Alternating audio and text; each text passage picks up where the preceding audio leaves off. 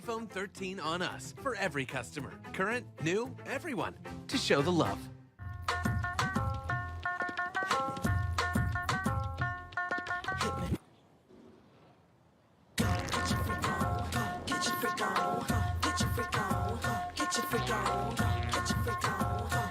Folks, Black Star Network is East. Oh, no punches! I'm real revolutionary right now. Support this man, Black Media. He makes sure that our stories are told. They Thank you for being the voice of Black America, Roland. Stay black. I love y'all. All momentum we have now, we have to keep this going. The video looks phenomenal. See, this difference between Black Star Network and Black-owned media and something like CNN. You can't be Black-owned media and be scared. It's time to be smart. Bring your eyeballs home. You dig?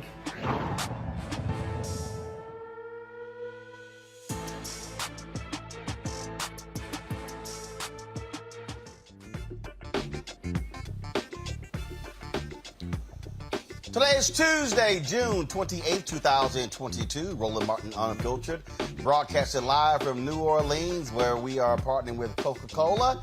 Right here on the Black Star Network. Coming up, we'll talk about the January 6th hearings. Folks, a surprise witness says that Donald Trump told Secret Service, don't search my folks, knowing full well they had weapons. She even testified that he got into an altercation with a Secret Service agent, tried to grab the steering wheel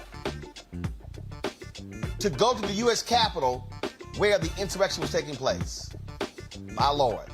Supreme Court, folks, is not going to allow a second majority black district to be created in Louisiana for the midterm elections. We'll give you the breakdown on this hearing. These conservatives don't give a damn about black people. I'll fully explain that. Also, a black Connecticut man has been paralyzed as a result. He was critically injured and paralyzed from the chest down while in police custody. They filed a lawsuit. We'll tell you about that particular lawsuit. Also, in our marketplace segment, a black wine entrepreneur wants to go to the next level with the business, and we'll tell you all about it. Folks, lots to break down on Roland Martin Unfiltered. It's time to bring the funk on the Black Star Network. Let's go. He's got it. Whatever the miss, he's on it. Whatever it is, he's got the scoop, the fact, the find. And when it breaks, he's right on time and it's rolling. Best believe he's knowing. Putting it down from sports to news to politics. With entertainment just for kicks, he's rolling. It's on go, y'all. It's Roland Martin, Rolling with Roland now. He's funk, he's fresh, he's real, the best, you know he's Roland Martin now.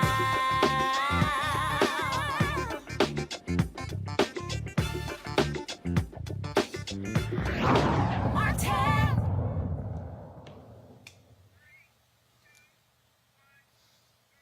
All right, folks, there was not supposed to be a January 6th committee hearing today, but there was a surprise witness who testified, and oh my goodness, did she have some shocking revelations in today's testimony. Her name is Cassidy Hutchinson. She was a longtime aide to Trump Chief of Staff Mark Meadows, and she laid out some damning testimony. Chairman Benny Thompson and Congresswoman Liz Cheney, they laid out exactly preparing folks about for her testimony, but we were still shocked with what we heard. In our hearings over the previous weeks, the Select Committee has laid out the details of a multi-part pressure campaign driven by the former president aimed at overturning the results of the 2020 presidential election and blocking the transfer of power. We've shown that this effort was based on a lie that the election was stolen, tainted by widespread fraud, Donald Trump's big lie.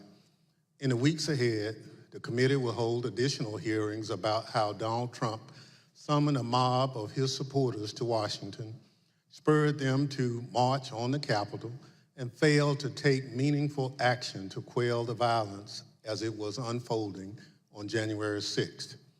However, in recent days, the Select Committee has obtained new information dealing with what was going on in the White House on January 6th and in the days prior. Specific detailed information about what the former president and his top aides were doing and saying in those critical hours. First-hand details of what transpired in the office of the White House Chief of Staff, just steps from the Oval Office as the threats of violence became clear, and indeed, violence ultimately descended on the Capitol in the attack on American democracy. It's important that the American people hear that information immediately. That's why, in consultation with the Vice Chair, I've recalled the committee for today's hearing. As you've seen and heard in our earlier hearings, the Select Committee has developed a massive body of evidence thanks to the many hundreds of witnesses who have voluntarily provided information relevant to our investigation. It hasn't always been easy to get that information because the same people who drove the former president's pressure campaign to overturn the election are now trying to cover up the truth about January 6th. But thanks to the courage of certain individuals, the truth won't be buried. The American people won't be left in the dark. Our witness today, Ms. Cassie Hutchinson, has embodied that courage. I won't get into a lot of detail about Ms. Hutchinson's testimony will show. I'll allow her words to speak for themselves, and I hope everyone at home will listen very closely. First, I'll recognize our distinguished Vice Chair, Ms. Cheney of Wyoming, for any opening statements she'd care to offer. Thank you very much, Mr. Chairman. In our first 5 hearings, the committee has heard from a significant number of Republicans, including former Trump administration Justice Department officials, Trump campaign officials, several members of President Trump's White House staff, a prominent conservative judge, and several others. Today's witness, Ms. Cassidy Hutchinson, is another Republican and another former member of President Trump's White House staff. Certain of us in the House of Representatives recall that Ms. Hutchinson once worked for House Republican Whip Steve Scalise, but she is also a familiar face on Capitol Hill because she held a prominent role in the White House Legislative Affairs Office and later was the principal aide to President Trump's Chief of Staff, Mark Meadows. Ms. Hutchinson has spent considerable time up here on Capitol Hill representing the Trump administration, and we welcome her back. Up until now, our hearings have each been organized to address specific elements of President Trump's plan to overturn the 2020 election. Today, we are departing somewhat from that model because Ms. Hutchinson's testimony touches on several important and cross-cutting topics that are relevant to each of our future hearings. In her role working for the White House Chief of Staff, Ms. Hutchinson handled a vast number of sensitive issues. She worked in the West Wing, several steps down the hall from the Oval Office. Ms. Hutchinson spoke daily with members of Congress, with high-ranking officials in the administration, with senior White House staff, including Mr. Meadows, with White House counsel, lawyers, and with Mr. Tony Ornato, who served as the White House Deputy Chief of Staff. She also worked on a daily basis with members of the Secret Service who were posted in the White House. In short, Ms. Hutchinson was in a position to know a great deal about the happenings in the Trump White House. Ms. Hutchinson has already sat for 4 videotaped interviews with committee investigators, and we thank her very much for her cooperation and for her courage. We will cover certain, but not all, relevant topics within Ms. Hutchinson's knowledge today. Again, our future hearings will supply greater detail, putting the testimony today in a broader and more complete context. Today, you will hear Ms. Hutchinson relate certain firsthand observations of President Trump's conduct on January 6th. You will also hear new information regarding the actions and statements of Mr. Trump's senior advisors that day, including his Chief of Staff, Mark Meadows, and his White House counsel. And we will begin to examine evidence bearing on what President Trump and members of the White House staff knew about the prospect for violence on January 6th, even before that violence began. To best communicate the information the committee has gathered, we will follow the practice of our recent hearings, playing videotape testimony from Ms. Hutchinson and others, and also posing questions to Ms. Hutchinson live. Folks, the testimony of Cassidy Hutchinson was unbelievable. Even what she heard as they talked about what's going to happen leading up to January 6th. We will begin today with an exchange that first provided Ms. Hutchinson a tangible sense of the ongoing planning for the events of January 6th. On January 2nd, 4 days before the attack on our Capitol, President Trump's lead lawyer, Mr. Giuliani, was meeting with White House Chief of Staff Mark Meadows and others. Ms. Hutchinson, do you remember Mr. Giuliani meeting with Mr. Meadows on January 2nd, 2021? I do. He met with Mr. Meadows in the evening of January 2nd, 2021. And we understand that you walked Mr. Giuliani out of the White House that night, and he talked to you about January 6th. What do you remember him saying? As Mr. Giuliani and I were walking to his vehicles that evening, he looked at me and said something to the effect of, "Cass, are you excited for the 6th? It's going to be a great day." I remember looking at him saying, "Rudy, could you explain what's happening on the 6th? He had responded something to the effect of, "We're going to the Capitol. It's going to be great. The president's going to be there. He's going to look powerful. He's going to be with the members. He's going to be with the senators. Talk to the chief about it. Talk to the chief about it. He knows about it." And did you go back then up to the West Wing and tell Mr. Meadows about your conversation with Mr. Giuliani? I did. After Mr. Giuliani had left the campus that evening, I went back up to our office and I found Mr. Meadows in his office on the couch. He was scrolling through his phone. I remember leaning against the doorway and saying, "I just had an interesting conversation with Rudy, Mark. Sounds like we're going to go to the Capitol." He didn't look up from his phone and said something to the effect of, "There's a lot going on, Cass, but I don't know. Things might get real, real bad on January 6th. Ms. Hutchinson, Mr. Meadows is engaged in litigation with the committee to try to avoid testifying here. What was your reaction when he said to you things might get real, real bad? In the days before January 2nd, I was apprehensive about the 6th. I had heard general plans for a rally. I had heard tentative movements to potentially go to the Capitol. But when hearing Rudy's take on January 6th and then Mark's response, that evening was the first moment that I remember feeling scared and nervous for what could happen on January 6th. And I had a deeper concern for what was happening with the planning aspects of it. Folks, talk about shocking and stunning. Then Cassidy said Trump demanded he be taken to the U.S. Capitol, and even told the Secret Service, don't even search his followers for weapons, knowing full well they had weapons on them. Let's turn now to what happened in the president's vehicle when the Secret Service told him he would not be going to the Capitol after his speech. First, here is the president's motorcade leaving the ellipse after his speech on January 6th.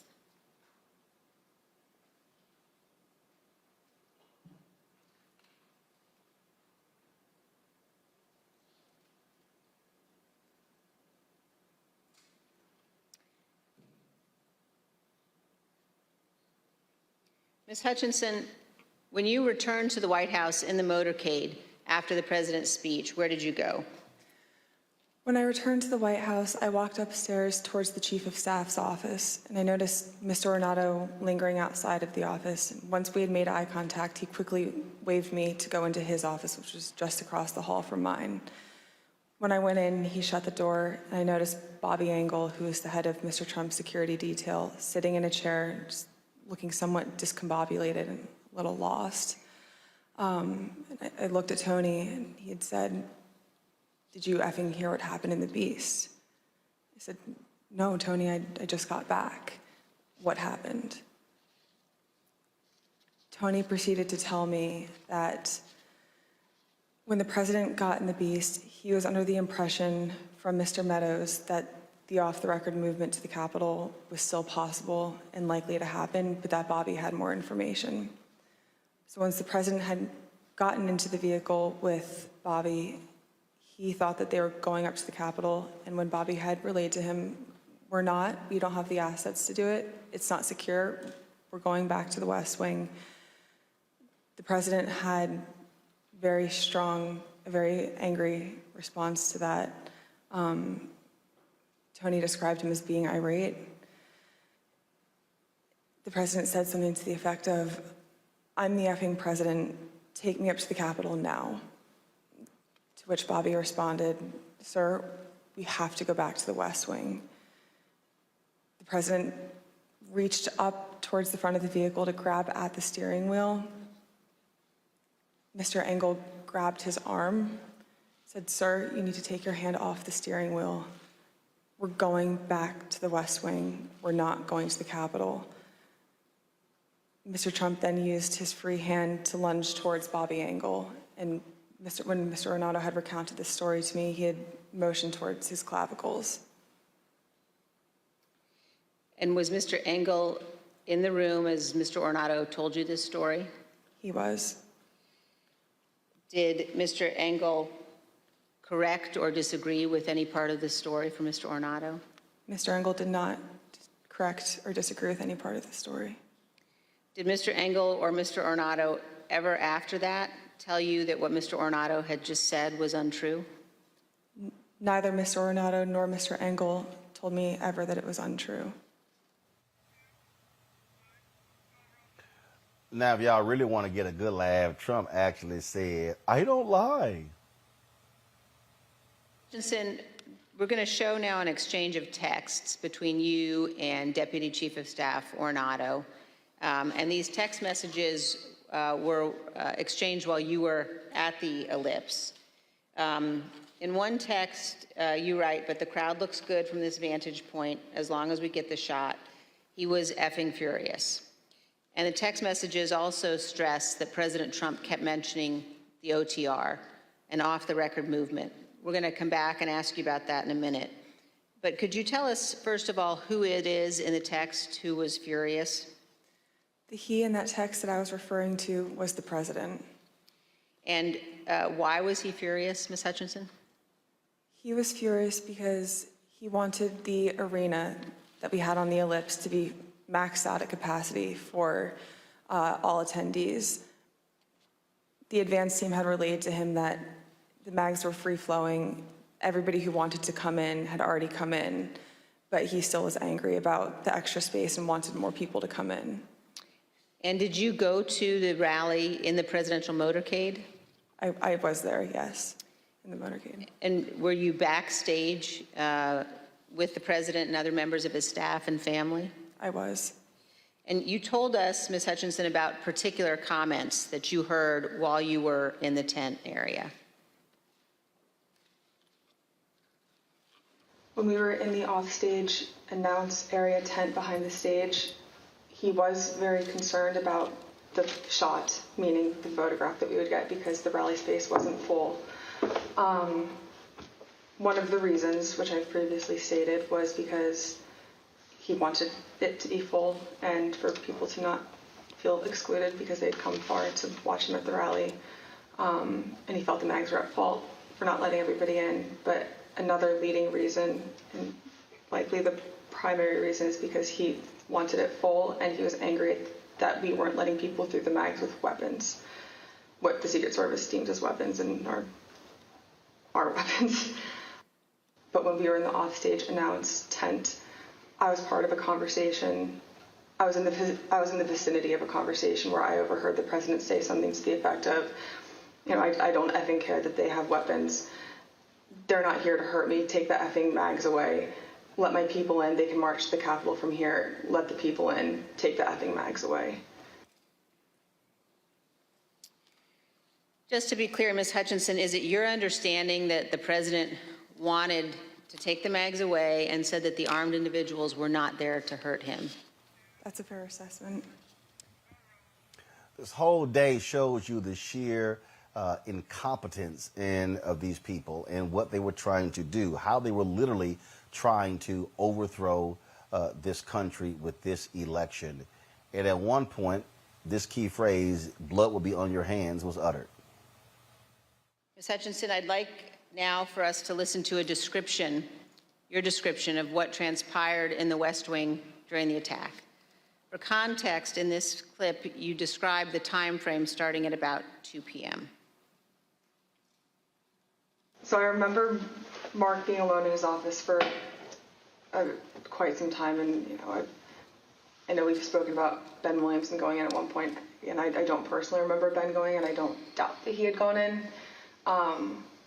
but I remember him being alone in his office for most of the afternoon. Around 2 o'clock to 2:05, around 2 o'clock to 2:05, you know, we were watching the TV and I could see that the rioters were getting closer and closer to the Capitol. Mark still hadn't popped out of his office or said anything about it. So that's when I went into his office. I saw that he was sitting on his couch, on his cell phone. Same as the morning where he was just kind of scrolling and typing. I said, "Hey, are you watching the TV, Chief?" Because his TV was small and you can see it, but I didn't know if he was really paying attention. I said, "You watching the TV, Chief?" He was like, "Yeah." I said, "The rioters are getting really close. Have you talked to the president?" He said, "No, he wants to be alone right now." Still looking at his phone. So I start to get frustrated because, you know, I sort of felt like I was watching this is not a great comparison, but a bad car accident that was about to happen where you can't stop it, but you want to be able to do something. And I remember thinking in that moment, Mark needs to snap out of this, and I don't know how to snap him out of this, but he needs to care. And I just remember I blurted out, I said, "Mark, do you know where Jim's at right now?" And he looked up at me at that point and said, "Jim?" And I said, "Mark, he was on the floor a little while ago giving a floor speech. Did you listen?" He said, "Yeah, it was real good. Did you like it?" And I said, "Yeah. Do you know where he's at right now?" He said, "Well, no, I haven't heard from him." And I said, "You might want to check in with him, Mark." And I remember pointing at the TV and I said, "The rioters are getting close. They might get in." And he looked at me and said something to the effect of, "All right, I'll give him a call." Not long after the rioters broke into the Capitol, you described what happened with White House counsel Pat Cipollone. No more than a minute and a half later, I see Pat Cipollone barreling down the hallway towards our office and rushed right in, looked at me, said, "Is Mark in his office?" And I said, "Yes." He just looked at me and started shaking his head and went over, opened Mark's office door, stood there with the door propped open, and said something to Mark is still sitting on his phone. I remember glancing and he's still sitting on his phone. And I remember Pat saying to him something to the effect of, "The rioters have gotten to the Capitol, Mark. We need to go down and see the president now." And Mark looked up at him and said, "He doesn't want to do anything, Pat." And Pat said something to the effect of, and very clearly had said this to Mark, something to the effect of, "Mark, something needs to be done or people are going to die and the blood's going to be on your effing hands. This is getting out of control. I'm going down there." And at that point, Mark stood up from his couch, both of his phones in his hand. He had his glasses on still. He walked out with Pat. He put both of his phones on my desk and said, "Let me know if Jim calls." And they walked.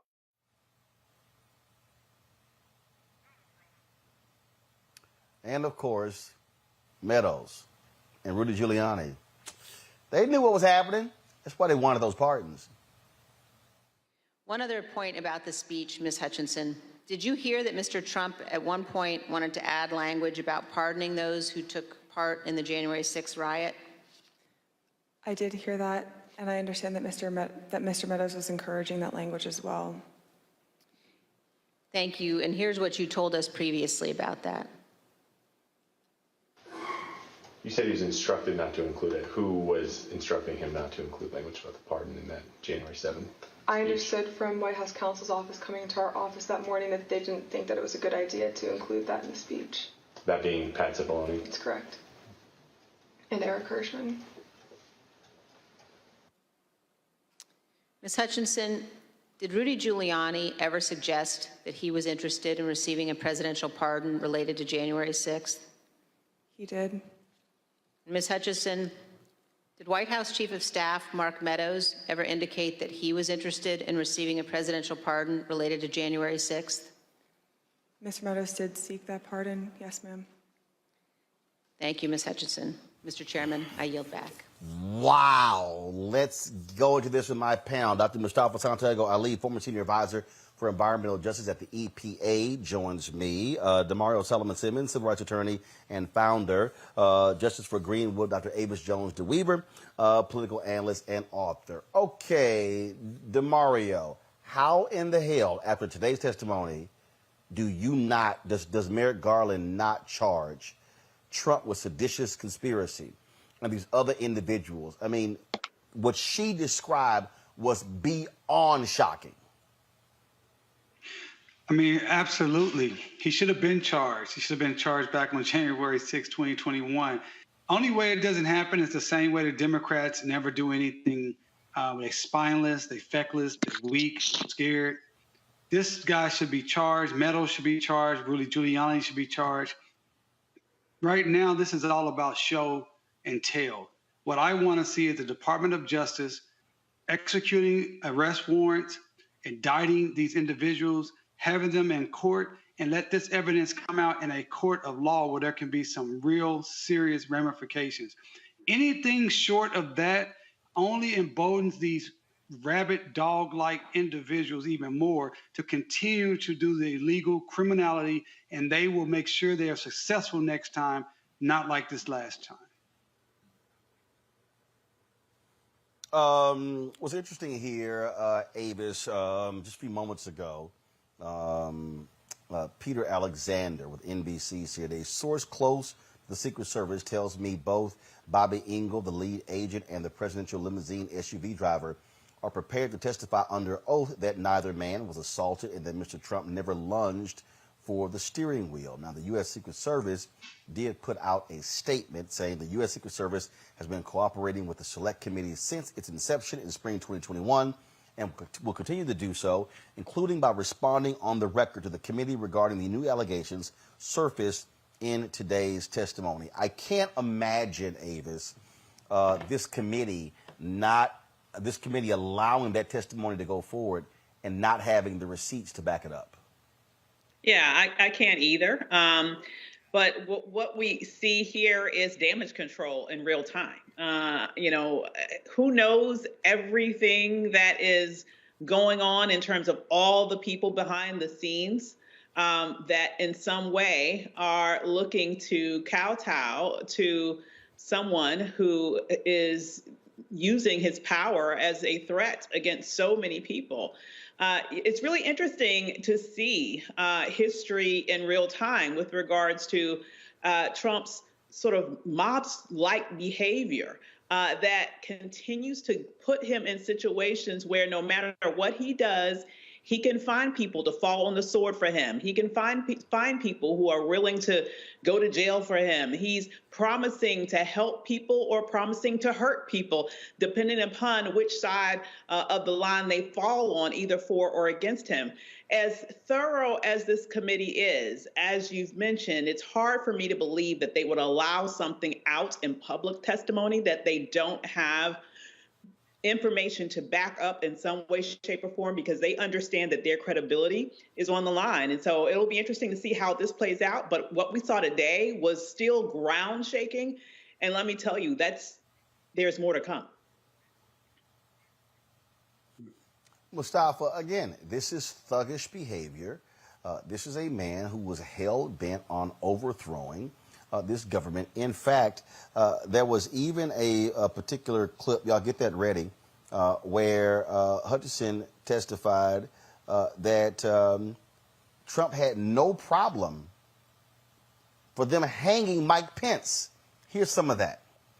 I opened the door to the dining room, briefly stepped in to get Mark's attention, showed him the phone, flipped the phone his way so he could see it said Jim Jordan.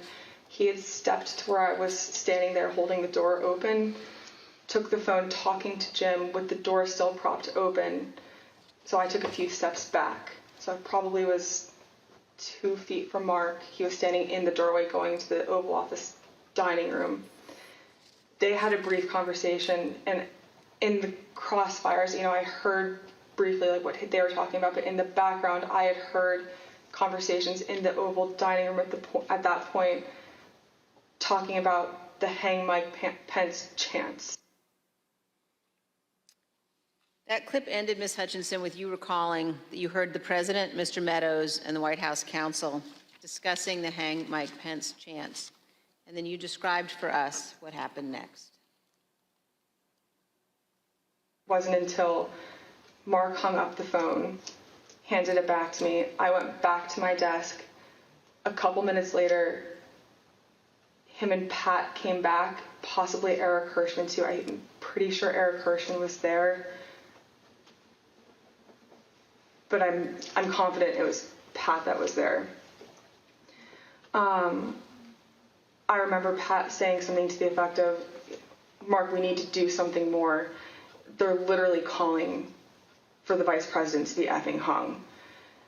And Mark had responded something to the effect of, you heard him, Pat. He thinks Mike deserves it. He doesn't think they're doing anything wrong. To which Pat said something, this is effing crazy. We need to be doing something more. Briefly stepped into Mark's office. And when Mark had said something, said something to the effect of, he doesn't think they're doing anything wrong.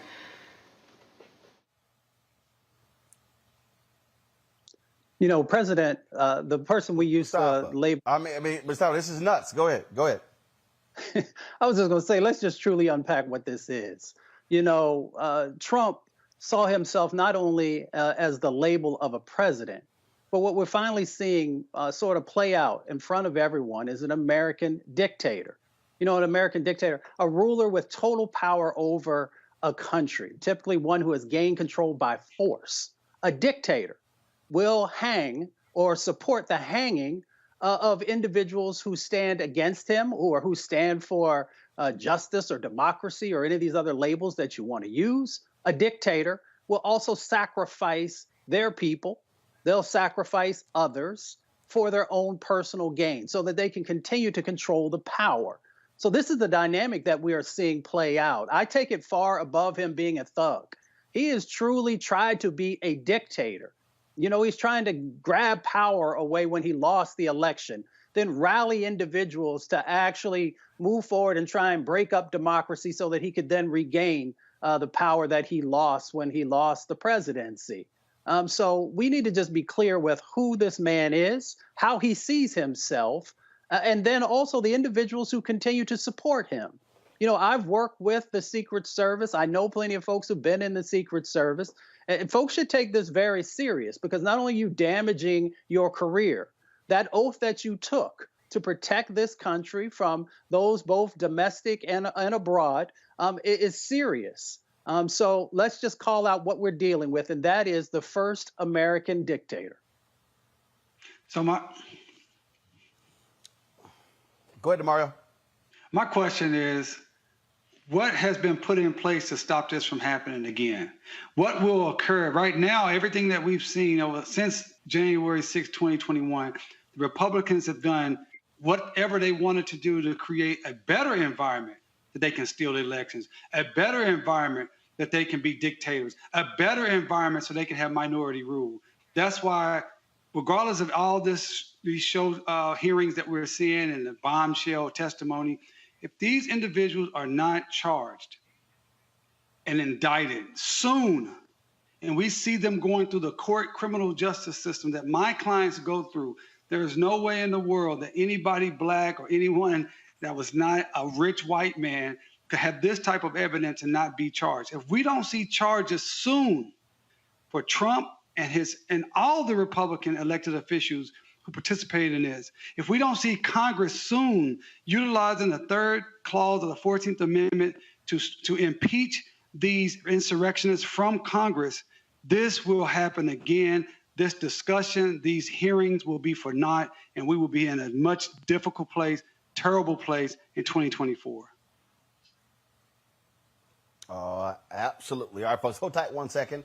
Got to go to a break. When we come back, we'll talk about a case out of Connecticut. A black man paralyzed after, again, an incident there with police. Also, we'll be talking about the case out of Louisiana, where courts ruled to create a second black district in the state.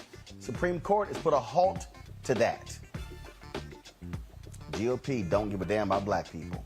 You're watching Roland Martin Unfiltered, broadcasting live from New Orleans on the Black Star Network. Verizon just gave us all a brand new iPhone 13. We've been customers for years. We got iPhone 13s too. Switched 2 minutes ago, literally right before this. iPhone 13 on us on any unlimited plan for every customer, with plans starting at just $35. All on the network more people rely on.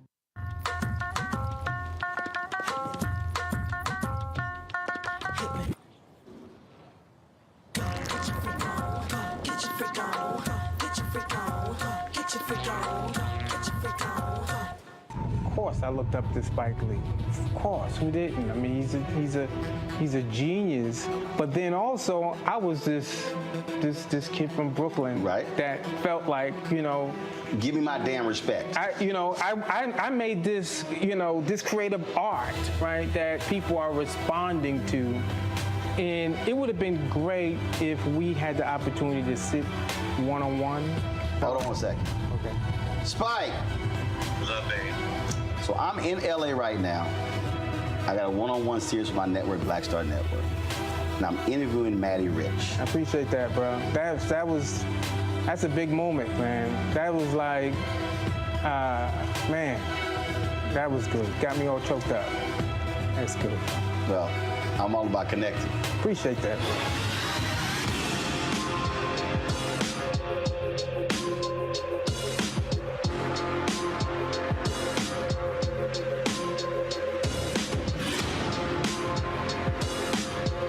Love our new Alexa. It's a Buick. Yeah, Alexa. Buick. Alexa. It's a Buick. It's an Alexa. It's a Buick. It's an Alexa. Coach, that's a Buick. That's an Alexa. The Buick Enclave with available Alexa built-in. We're all impacted by the culture, whether we know it or not. From politics to music and entertainment, it's a huge part of our lives, and we're going to talk about it every day right here on The Culture with me, Faraji Muhammad, only on the Black Star Network. How about sushi? I just had sushi for lunch yesterday.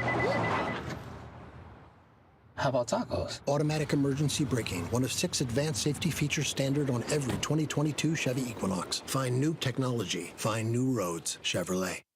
Hi, I'm Teresa Griffin. Hi, my name is LaToya Luckett, and you're watching Roland Martin Unfiltered.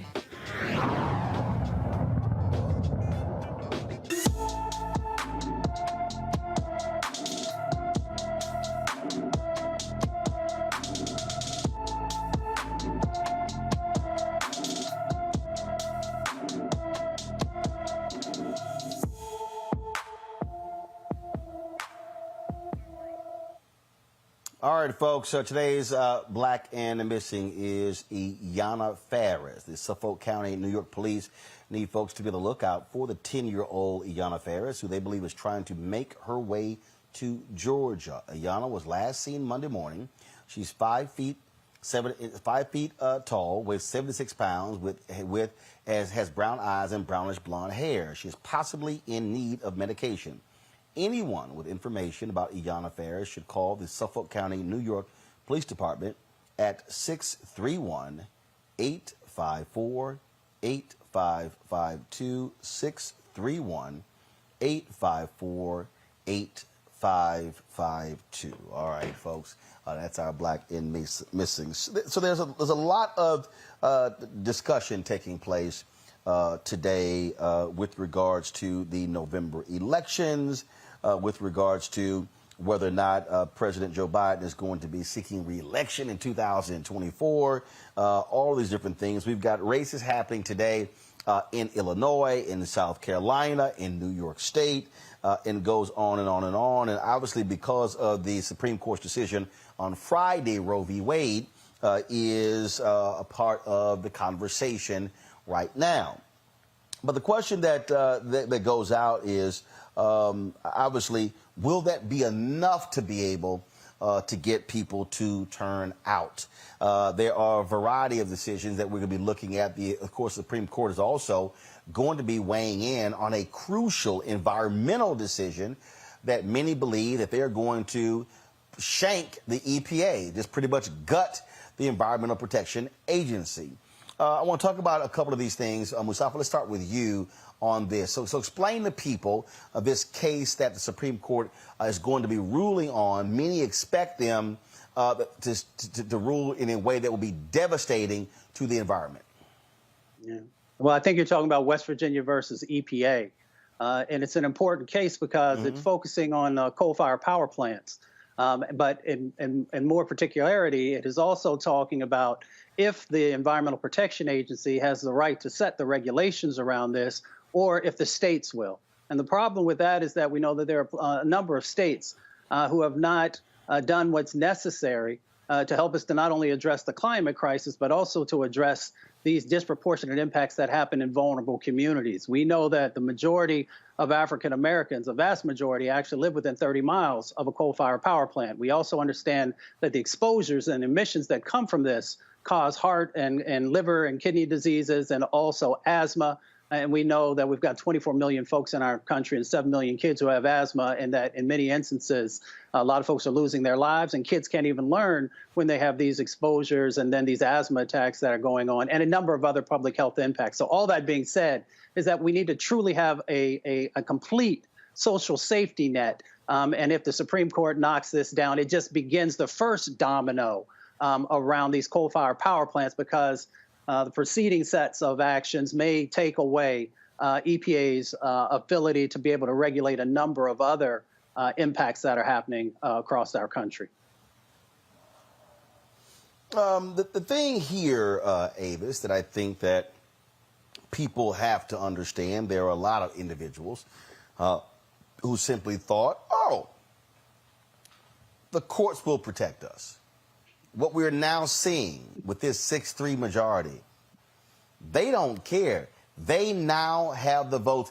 Even if one of them, Chief Justice John Roberts, chooses not to go along, solid 5 votes, they can run the table. This is what, so not only Roe v. Wade, not only the environment, not only voting rights, I mean, we could go on and on and on. This is the conservative dream that they have been waiting for. It certainly is. You know, I'm old enough to remember complaints from the right about judicial activism and talking about how an activist court is out of hand and how you shouldn't be legislating from the bench. You know, they would describe anything that had to do with expanding rights as judicial activism. Here we are in the midst of judicial activism in its purest form. It's really interesting to see this court run roughshod over the rights of women and people generally in terms of decisions that have already been made and decisions that will be made coming down the pike.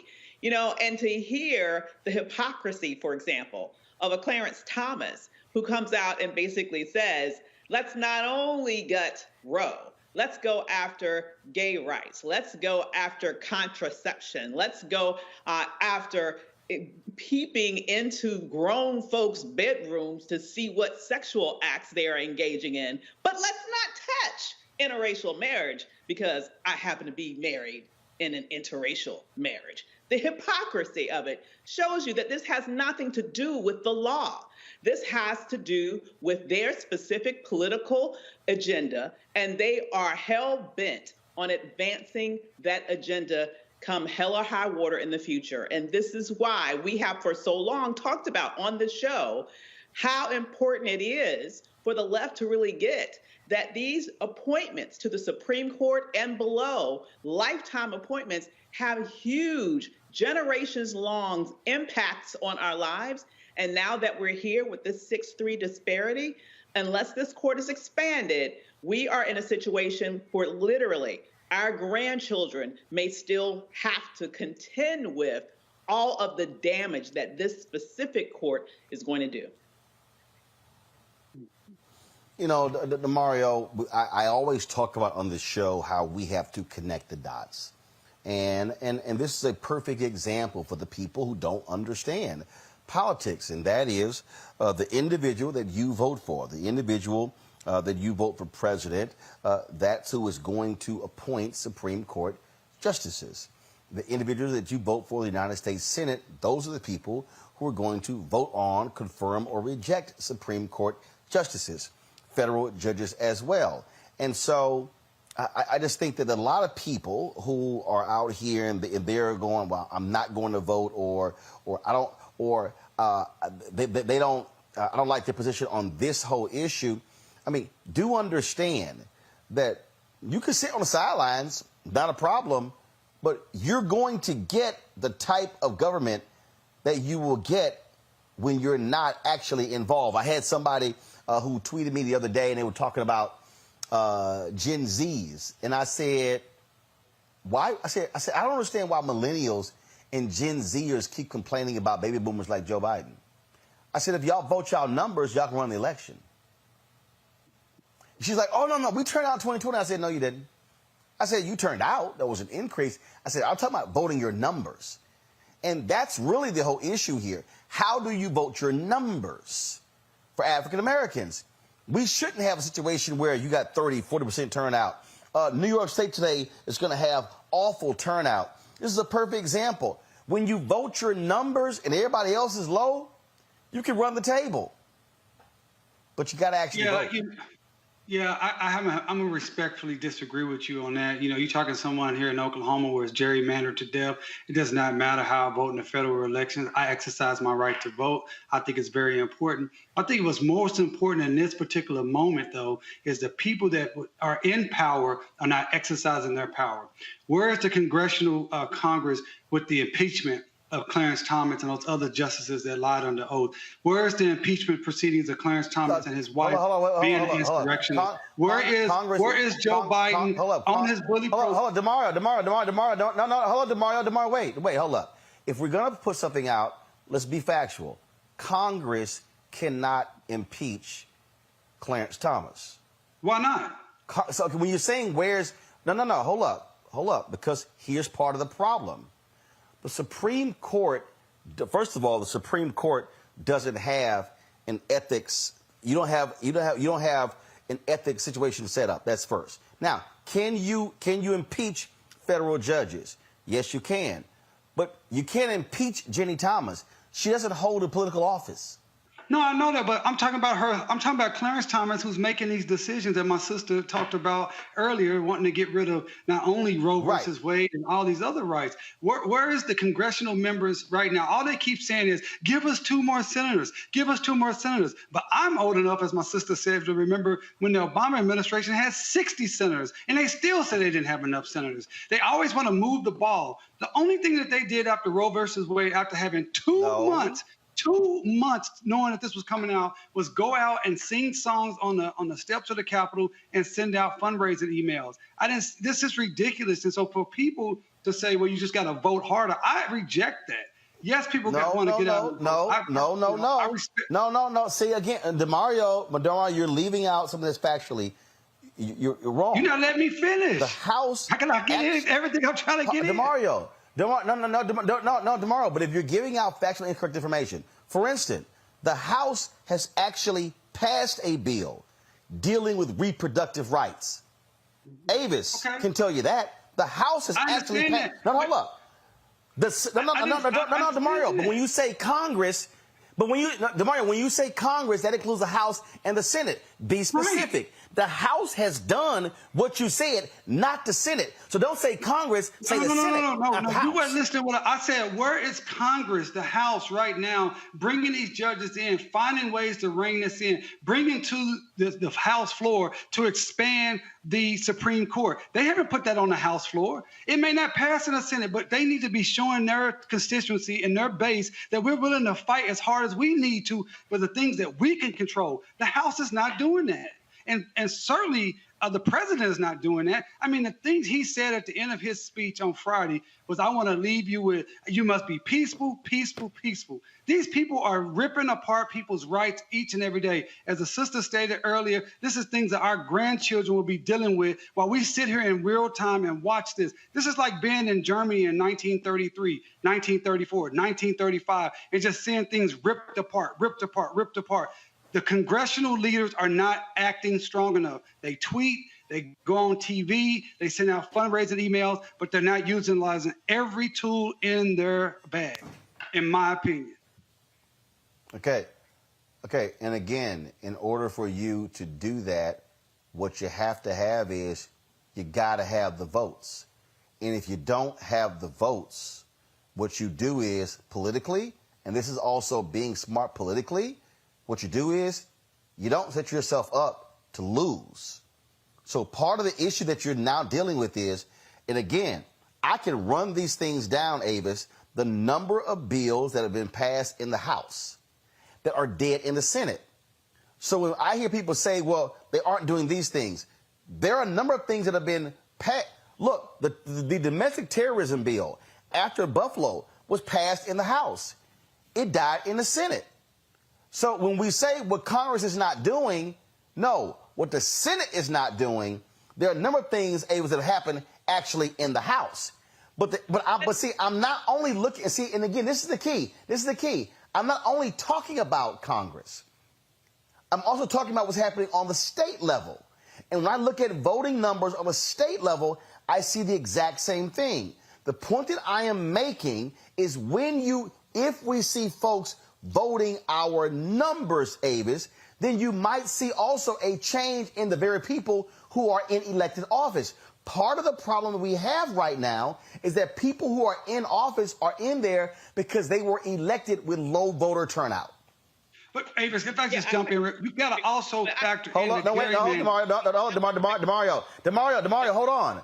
Avis, and I'll come back to you, but hold on. Avis. Yeah, I agree with that. When you think about where the Black population is concentrated, I know it may not make much of a difference in terms of the number of Black people in Oklahoma, okay? But if you're looking at places like Georgia, like Pennsylvania, even New Mexico, I mean, these key states that were key in that last election, and Texas, as we're growing there, let me just say, there are key states where when we maximize our vote, we have tremendous power. I completely agree with that. But I also want to say that the biggest mistake that I see the Democratic Party making right now, and we know that we're in this conundrum where the House can do all sorts of things, but it's going to die in the Senate. Okay, we know that's the reality right now. What they aren't doing, though, is utilizing their bully pulpit. We don't see enough of Biden utilizing his bully pulpit. When things happen, like what has been happening this entire time with the Republican Party, and particularly as a result of Roe, if the shoe was on the other foot, you would see McConnell have a press conference. You would see all sorts of unified messaging with Republican lawmakers all over television, repeating the same talking points, repeating the same sound bites. You don't have that level of concerted effort and strategy with regards to messaging to rally the base among the Democratic Party that you do with the Republican Party. And I think that this is also connected with a lack of enthusiasm in terms of making sure that their base actually does come out and maximize their voting power. I see this all as being connected. If the Democrats were better at messaging, if the Democrats were better at fighting, I agree with that. If the Democrats were better at really showing some sort of emotional, powerful reaction to this crazy moment that we're in right now. They're acting like this is politics as usual. This is not politics as usual. This is not normal. I mean, I want to see them acting like the world is on fire because it is. And if they continue to try to think about this from the sort of intellectual standpoint that Democrats normally approach things from, you are not going to engage and fire up your base to the degree that you need to at a moment like this in order to make the difference that we need to make in the polls in November and beyond at the national level or the state and local level. All of it's important, but you have to really make people want to go out there and fight, and they are not rallying the troop. They're not living up to this moment to the degree that they need to. Facts. But this is why I'm making this point, Mustafa, because I look at the Poor People's Campaign. It's one thing to hold news conferences and complain and to say what should be done. It's another thing to actually go out and knock on the doors, to actually mobilize and organize the people, to begin to have a shift, to begin to have a change. And what I am saying is, if you are in a place and the cavalry ain't coming, then the question is, what is at your disposal? And what I'm suggesting is, all across this country, cities and counties, various states, what we're also seeing is we're seeing people who are frustrated. We're seeing people who say, I want to see stuff get done. You can't get jack done unless you have the votes. Ron Kirkland, who's the mayor of Dallas, told me that all the time. Ron said, I can count votes. He said, you can come to City Hall bitching and yelling and screaming all you want to. But if I look around the table, he said, and there's 12 people, and I got 9 votes, y'all can yell, holler, scream all you want to. I got the 9 votes. And so there's a difference between being pissed off and emotional and being strategic and organized. And what I am offering is, if you are pissed off and angry and emotional, but you got no strategy, you have no organization, you have no mobilization, all you are is pissed off. Now, if you're on the flip side, where all you are concerned about is raising money and being as bland as possible, you're gonna have a whole issue with being able to turn people out. What I am still saying across the board, that what is absolutely needed for us, I can't speak for nobody else, is for us to say, wait a minute, if the last election that person got elected and only 14% of all eligible voters turned out and they suck, well, you know what I'm going to do? I'm going to try to figure out how to get another 16% to turn out and put them out of office. That's what I'm saying. Mm-hmm. You know, my grandmother says you have power unless you give it away. One of the victories that Republicans have had is that they've played a role in convincing people that they don't have power. There are all these examples of how when you actually mobilize folks, when you build structures, infrastructures, and have a strategic plan of how change can happen. You mentioned the Poor People's Campaign. Let's go back to the Moral Mondays movement. There in North Carolina, when folks said that, you know, that you could never make changes there in North Carolina. Reverend Barber and a whole lot of community-based folks and others came together to be able to make change begin to happen there in North Carolina.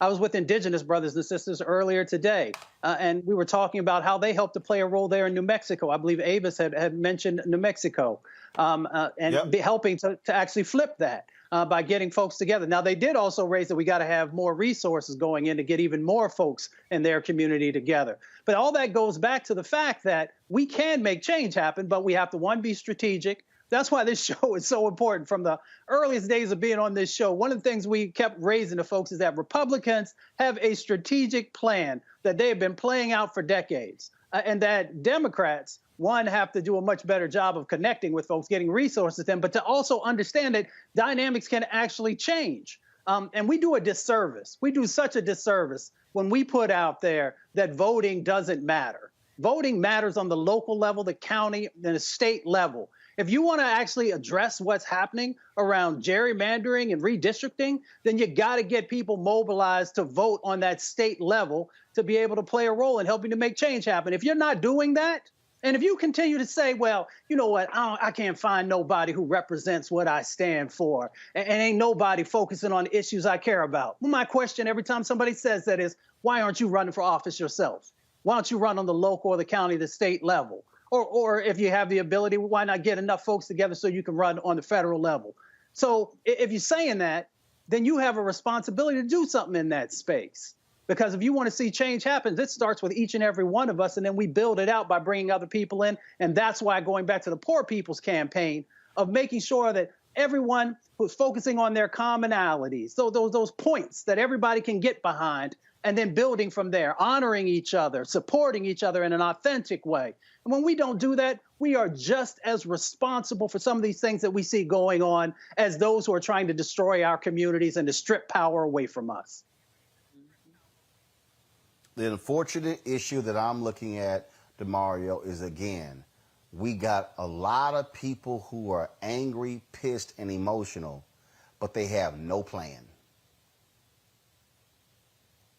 Well, I think there's a lot of people that are angry, pissed, and emotional, and they're looking for leadership. They're looking for leadership to stand up and show them what the plan is. Like, everybody is not a leader, and everybody is not going to lead organizations like all of us on this panel. Everyone doesn't have the experience, the connections, the wealth to be able to run for office. Some people are looking for leadership, and I'm not going to castigate anyone who feels a little dejected in this moment because they're looking around and don't see anybody actually leading and fighting on their behalf.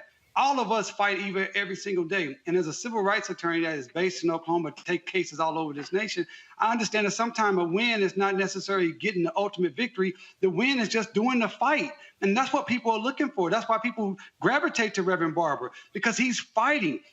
That's why people gravitate to this show, because you're fighting. But we cannot just cascade and talk bad about people not wanting to vote. Look, when I went down to Texas back in 2018 to do voter protection for the NAACP down there, I went to Waco, flew down to Waco, and you get down there and you see these voting districts for black organizations or black communities where they have 2 or 3 voting machines, and people got to wait in line 4 and 5 hours, and you go right across town to the white voting districts and they just walk in and walk out. That stuff is real. So understanding that is real, we have to give people real incentives of why they believe people are going to fight on their behalf when they are elected. So yes, we want everybody to get out to vote. Yes, we want people to be more passionate and to get the numbers up. But we cannot give excuses for those who are in power right now. I remember everyone saying about Georgia, if we get these 2 seats in Georgia, if we get Roland and Ossoff elected, we can get our agenda passed. That is what Joe Biden said to everyone.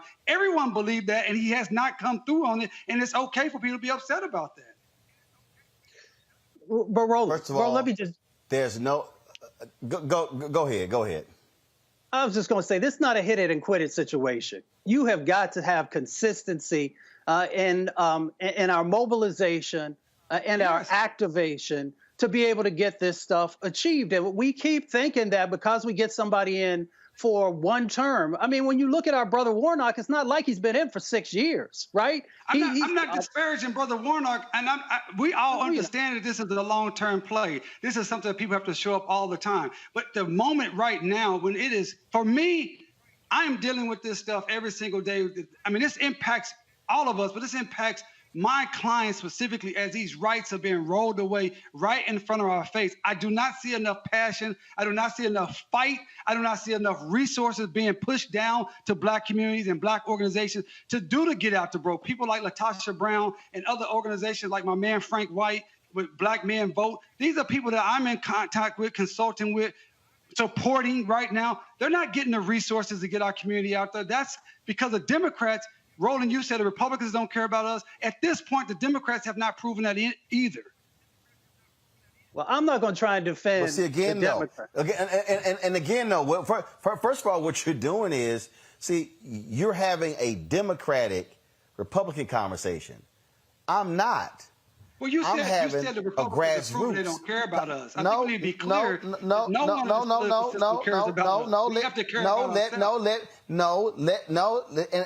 That's what you said, Roland. Roland, again. No, excuse me, Demario. I specifically was talking about the Louisiana case, which we're about to discuss next. So if you're going to quote me, quote what I was talking about. What I'm talking about right now. I'm talking about.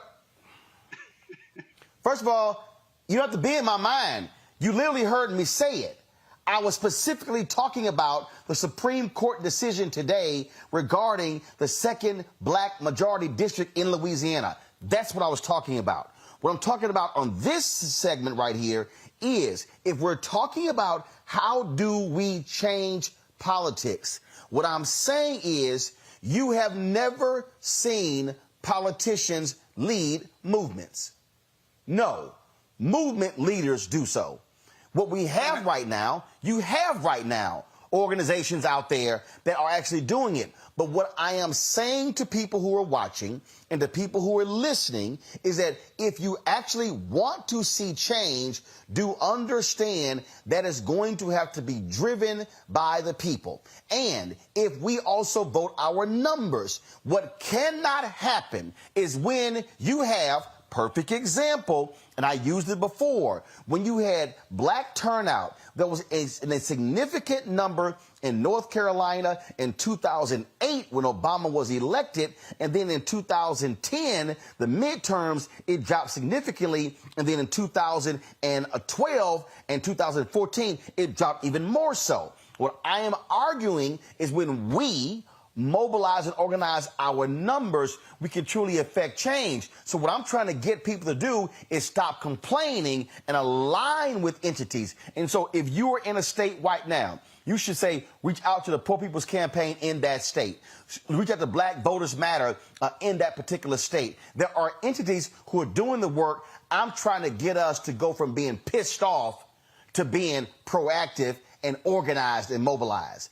That's what I'm talking about. Dichotomy. I agree. Everything you said, I agree 100%. But I don't think I think you can be pissed off and get organized. I think we need to be pissed off and get organized. That's the only thing that's going to save us. Well, first of all, fine. You can be pissed off and organized. What I'm saying is, but being pissed off don't change shit.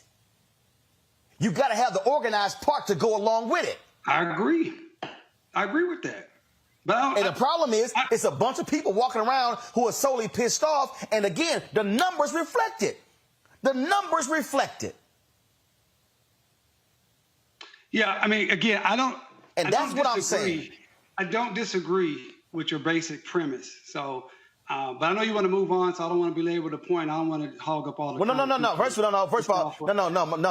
of all, my next guest is actually traveling, so I got to go to him. So let me do this here. Let me quickly go to the break. When I come back, I'm going to talk about right here.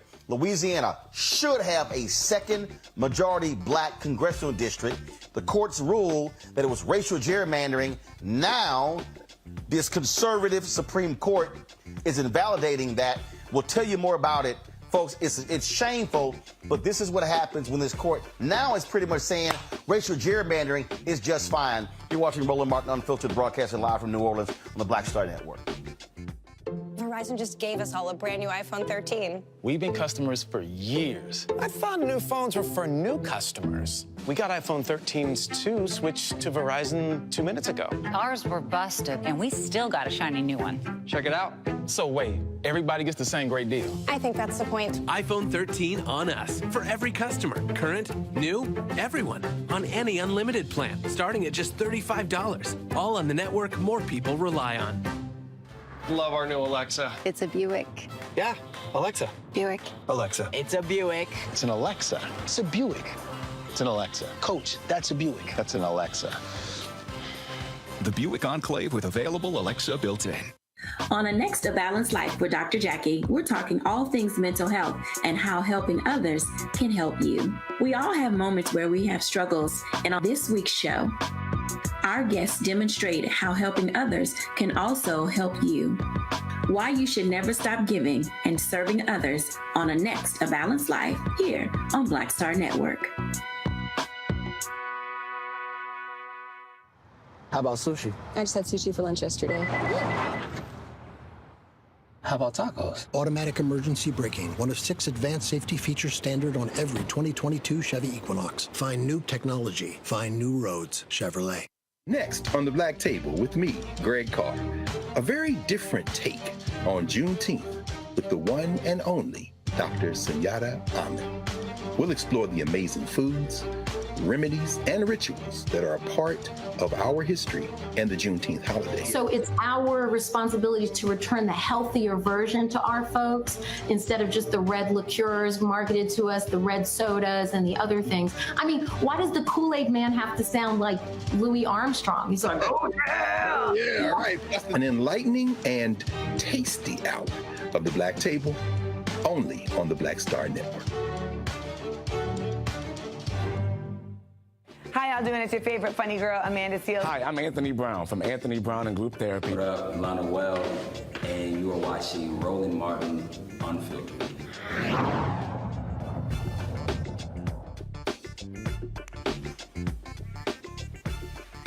Folks, earlier today, I chatted with Louisiana Congressman Troy Carter. He is the only African-American in the Louisiana congressional delegation. Well, a district judge ruled that Louisiana, they were packing black voters into one district, say, basically racial gerrymandering, and that Louisiana African Americans deserve to have a second majority black district. The state is more than 1/3 African American. Yet what lawmakers do is basically pack them into one black district right there, as you see in that blue. There are 6 congressional districts in Louisiana. Only 1 is African American. Well, the district court ruled that there was enough time to create a second district and redraw the maps because Louisiana does not hold its primaries until later in the year. We'll explain that. But the Supreme Court has actually issued a stay of that ruling, which stipulates that the maps Republicans have drawn in Louisiana will stay in place, and so therefore you won't have this second black district. This is one of their shadow decisions where there were no oral arguments, but they basically made the decision without having to actually be on the record with their questions. Joining me right now is someone who knows Louisiana politics very, very well, professor there at Dillard, Dr. Robert Collins. Glad to have you on the show. So, Doc, you deal with political science, you look at these things right here. I mean, this is a perfect example of largely, look, I'm going to call it white Republican rule, yeah, even with Clarence Thomas, that this is what happens when you have Republican conservatives who control the Supreme Court. They've invalidated and gutted the Voting Rights Act. What they are essentially allowing is racial gerrymandering to move forward. Yes, you know, Roland, what's interesting about this is that after the district court judge ruled that it was that the current map that the Republican majority legislature passed was a violation of the Voting Rights Act, and she ordered them to create 2 districts, 2 black majority districts, which they refused to do. The judge basically almost threatened to hold them in contempt of court, but they refused. Then they appealed to the Fifth Circuit, and interestingly enough, the Fifth Circuit refused to stay her order. So the Fifth Circuit Court of Appeal, mind you, which any lawyer will tell you is the most conservative court of appeal in the United States, and the panel that heard the case was a Republican majority panel, actually left the current maps in place. They refused to stay the order, and they actually scheduled a hearing for July 8th. So we were waiting for the judge tomorrow. Actually, she was going to issue her 2 maps, and then there was going to be a full hearing July 8th before the Fifth Circuit Court of Appeal, which is the standard way which is the standard process. But then because the leadership of the legislature filed an emergency appeal with the Supreme Court basically decided that they were going to Bigfoot the situation, that they were going to come in, they were going to, without a hearing, they were going to overrule both the district judge and the Fifth Circuit Court of Appeal, and that they were just going to, basically cancel the 2 majority black districts, leave in place the current maps, which only has 1 majority black district, and they scheduled a hearing. Well, and they put the case on the docket for next term. But let's not kid ourselves. We know how they're going to rule in advance. I'm not going to sit here and give anybody any hope that the 2 black majority districts are going to receive a fair or impartial hearing from this court. That's just not going to happen. It's going to be a 6-3 vote, and I'll predict that now very comfortably. And if anybody wants to put a bet on that, we can put a bet on that. Yeah. So it's very disturbing that the court would actually, with everything it has to do, would actually step into this Louisiana case when it really didn't need to. It could have just let due process play out, but they chose. But Robert, look, let's keep in mind, this is the exact same Supreme Court where overturning Roe v. Wade was not on the agenda. Like, literally, that was not a part of the Mississippi case.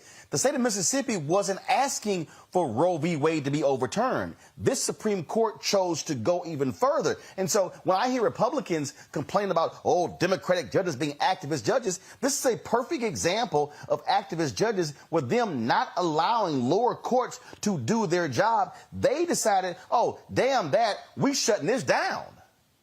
Oh yeah, and I've told people say this is a conservative court. I said no, this is an activist court. This is an activist right wing court. This is an activist right wing court.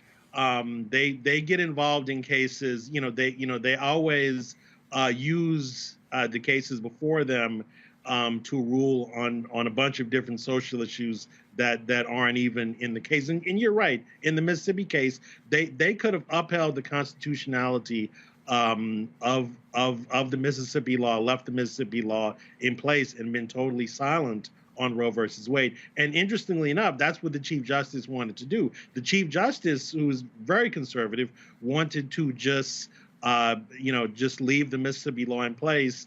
And then, in his opinion, he said he believes in taking a more incremental view. But the five ultra conservatives, they don't really believe in an incremental view. They saw this this was their chance to take out Roe v. Wade, so they took it out. They just took it out. And I think we're going to see, and as I wrote in one of my tweets earlier today, this is, this current conservative majority of the Supreme Court has made it very clear that now they're going to be very aggressive in taking the hammer to their opposition, and they're going to be pretty ruthless about it. So I think we better buckle up. It's going to be a bumpy ride. Yeah, and this is why when the previous segment I was talking about why we got to mobilize and organize to vote. The reality is this. And I don't care. Yeah, I know what people said in 2020 we were talking about elect Warnock and Ossoff, but I also knew if you elected Warnock and Ossoff, you would still be at 50-50. The reality is this here. If Mandela Barnes becomes a U.S. Senator in Wisconsin, if Fetterman wins in Pennsylvania, if Sherrod Beasley wins in North Carolina, it's now 53-47. If all of a sudden we get aggressive, and I keep saying black people, look, if Democrats actually, or even if outside groups register black people in Louisiana, look, I know people may sound crazy, you can flip that U.S. Senate seat in Louisiana. Hey, call me nuts, but John Bel Edwards won in this state by 30,000 votes. The bottom line is here, you have to activate the people. Look, you got Booker in Kentucky, you've got Demings in Florida, you got Tim Ryan in Ohio. So potentially Democrats could be 53-47, 54-46, and now all of a sudden these things we're talking about, you can now codify them. Look, you don't have to wait for the Voting Rights Act. You can literally now change the law, but you have to break the log jam of these people who think, oh, we can't get rid of the filibuster. Damn that. This court is making it clear that they are going to do the bidding of Republicans and try to return everything to states' rights. And we know if we're living in red states, we are screwed. Sure. And let's be clear. If the Republicans get control of the United States Senate, they will shut down all judicial appointments. Mitch McConnell has been very clear about that. If he gets the majority, it's over. I mean, not only will Biden not get any more Supreme Court appointments, assuming someone retires before then, which they probably won't, but he won't get that. Biden won't get any more of his district or appellate judges through. Mitch McConnell is basically going to shut all that down. And I know we focus, when we look at judicial appointments, I know we focus on who the president is, and it's important to control the White House. But as I've been saying for years, and let me say, I'm a former U.S. Senate staffer, so I'm sort of biased toward the Senate. You have to control the Senate.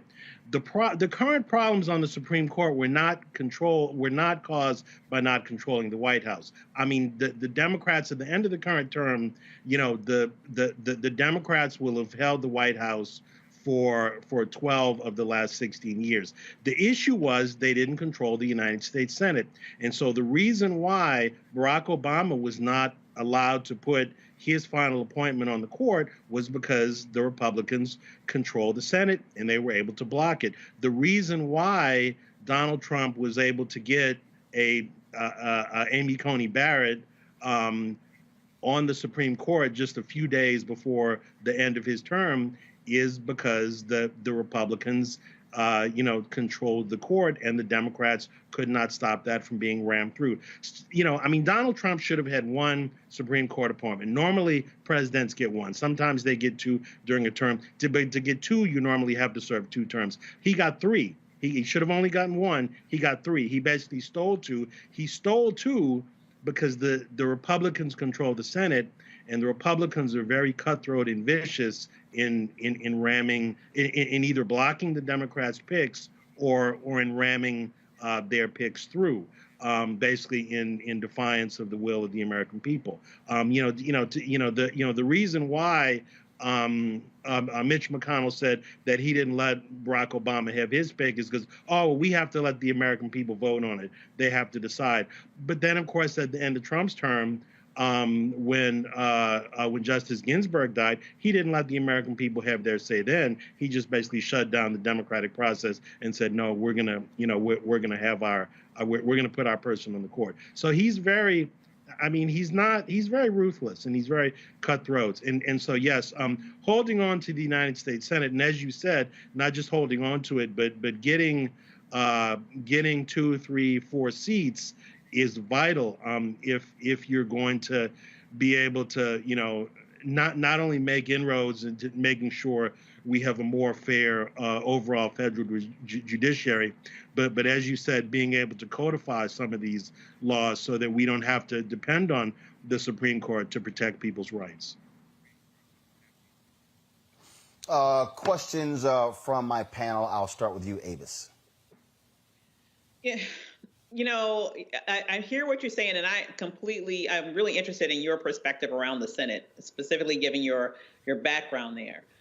When you think about what's going on right now and what will happen in the midterms, what do you think are the chances that we will get enough turnover in the Senate in the Democratic direction to be able to overcome those people who have stood in the way this time, which is why we needed more than a 50/51 majority to pull things through. We had these conservative Democrats who were unwilling to stand up for key pieces of legislation. Do you think that there are enough seats that are shaky enough that Democrats might actually win enough new seats in the Senate in order to have at least that 53, 54 even maybe that we need to get past the mansions of the world? It's going to be tight, because, of course, the Democrats have to hold everything they have now. They can't lose anything, and then they need to flip a few seats. Roland's probably more optimistic than me. I think they can hold everything they have now. But, I think flipping Florida, is it possible? Yes, but it's going to be tough. The turnout has. Oh, no. Remember, I named 3 that I actually have at the top. Wisconsin, Pennsylvania, North Carolina. Then after that, I think Ohio is next. That's still going to be hard. I think the hard ones are obviously Florida, Kentucky, Louisiana. But the reason I was talking earlier about the organizing piece, a Democrat was elected governor in Kentucky. A Democrat is elected governor in Louisiana. I'm saying that for a reason that you have to put in the work to beat them. There are too many Democrats who right now are going, oh, it's Louisiana. We can't beat we can't beat Kennedy. Well, if you never actually try, you're guaranteed to lose. Same thing with Booker versus Rand Paul. I'm looking at 2 states that ran, yes, white male governors, but there's still Democrats in red states. But you got to make the effort. So what I've been saying is, if you hold Georgia, Arizona, Nevada, New Hampshire, those are 4 Democrats who must hold. The 3 pickups, I believe, and the polling data right now shows Wisconsin, North Carolina, Pennsylvania, and then that next one is Ohio, and then I think you get to Florida, Kentucky, Louisiana. Yeah, I think Pennsylvania is definitely doable. Wisconsin is doable. North Carolina is doable. Yeah. Then it gets tough after that. Louisiana gets especially tough. You'd have to have really high turnout, and you have to get some working class whites to come over. Roland, 20 years ago when I used to work in the Senate, I worked for a guy named Bennett Johnston, Southern Democrat. We used to be able to, rely on about 40% of the white vote. Obviously, we always got 95%, 96, 97, 98% of the black vote, but we won because we were always able to get about 40% of the white vote. And so we didn't need the majority of the white vote. We just needed 40%. Now, you know, somebody, yes, go ahead. Go ahead. No, go ahead. No, I'm disagreeing with you. Now I'm saying I said right. Now you have somebody like John Bel Edwards, who's a very conservative Democrat. He barely breaks 30% of the white vote. I mean, he won the governor's race because he was able to hang on to about 32% of the white vote. Right. That's pretty much that's the threshold. You dip below 30% of the white vote as a Democrat, you're gone. So it's so Robert. Here's my point. That's my point. If you know you got to get 30, which then means you have to then say, what's the number? Gary Chambers was on. He told us, is it 300,000 unregistered blacks in Louisiana? Yeah, it's about that. It's several hundred. Then what you got to do is if I'm at 30, if I'm at 30%. I know as I get in whites, then I've got to increase my first of all, my eligible black voters, my eligible Latino voters, and so I got to put the resources there. And that's what I'm saying that continues to be part of the problem in terms of the calculus. What they don't do, because I remember Chris Van Hollen, I remember in 2012, they didn't get with this when he was in Congress, he was in the House, they didn't give a damn about putting money in Georgia. And they kept saying, yo, we can actually flip it. And so what I'm arguing is that if we know that's going to be the threshold there, we have to maximize our turnout. And when we do that, then we're able to sit here and offset the numbers that we know we're not going to get. But what can happen is that Democrat getting 30% and black being right here, hell, you guaranteed to lose. So something has to change because you got to go out and get your votes from somewhere. I mean, John Bel Edwards, you know, he banked on only getting about 32% of the white vote, but he was able to mobilize the black vote very effectively and get people to the polls. So yeah, so you gotta hold on to that 30% of the white vote and then be able to mobilize the black vote and get people to the polls. There's no question about it. Question from Mustafa. Yeah, Robert, I'm curious. You know, we have this conversation about resources. I'm curious from your perspective, where should we be making better investments to be able to win? Well, you mean as far as candidates or you mean as far as organizing or media? Well, you know, we often talk about infrastructure. And the lack of funding that often happens for our organizations that are actually out there on the ground.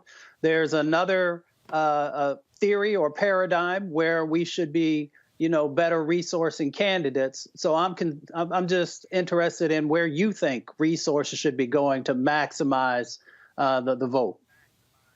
Well, I do think we need resources to go into voter registration as you know, as Roland just said, you know, it's really unacceptable that we have hundreds of thousands of unregistered black voters in the state of Louisiana. That's a disconnect right there. That's a resource that you can't win without. So I think we need to put more resource into organizations that actually, and it's really in the rural areas.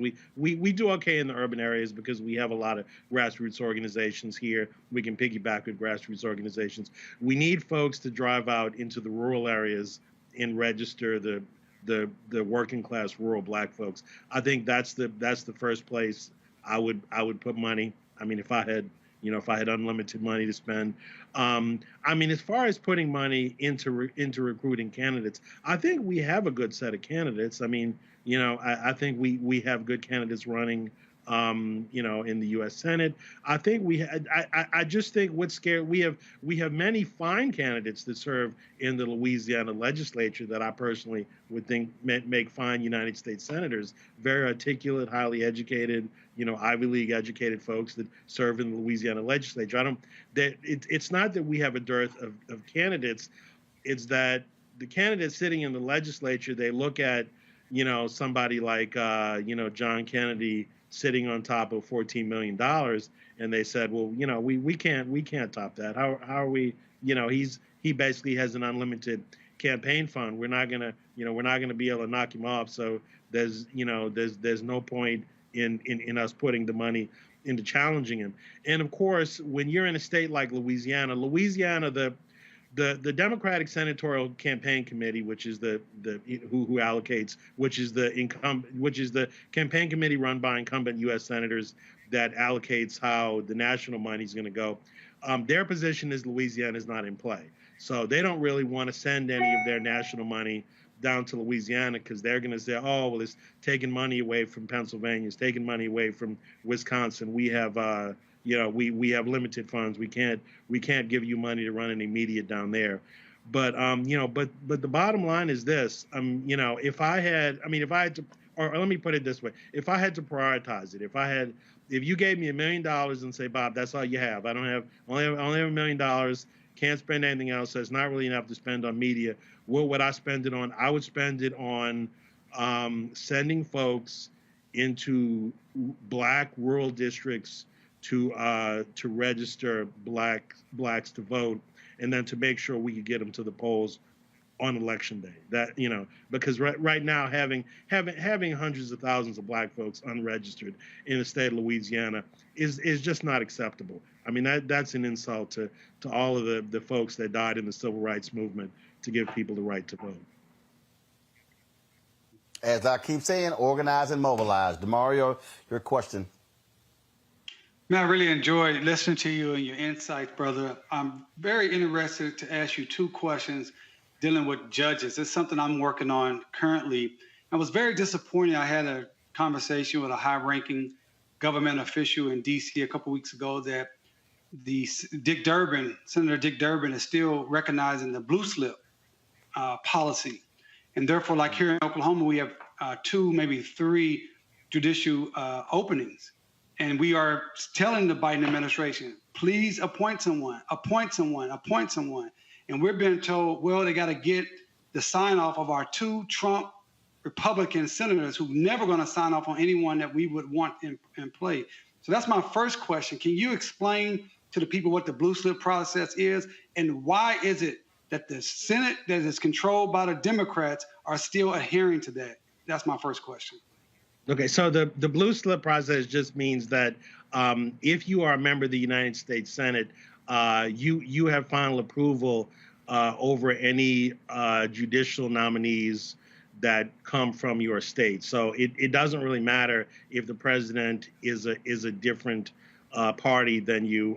You can basically freeze that nominee just by turning in your blue slip to the majority leader. So now let's be fair. The Democrats use those blue slips too. So when there's a Republican president, the Democrats turn in their blue slips if there's someone they disapprove of.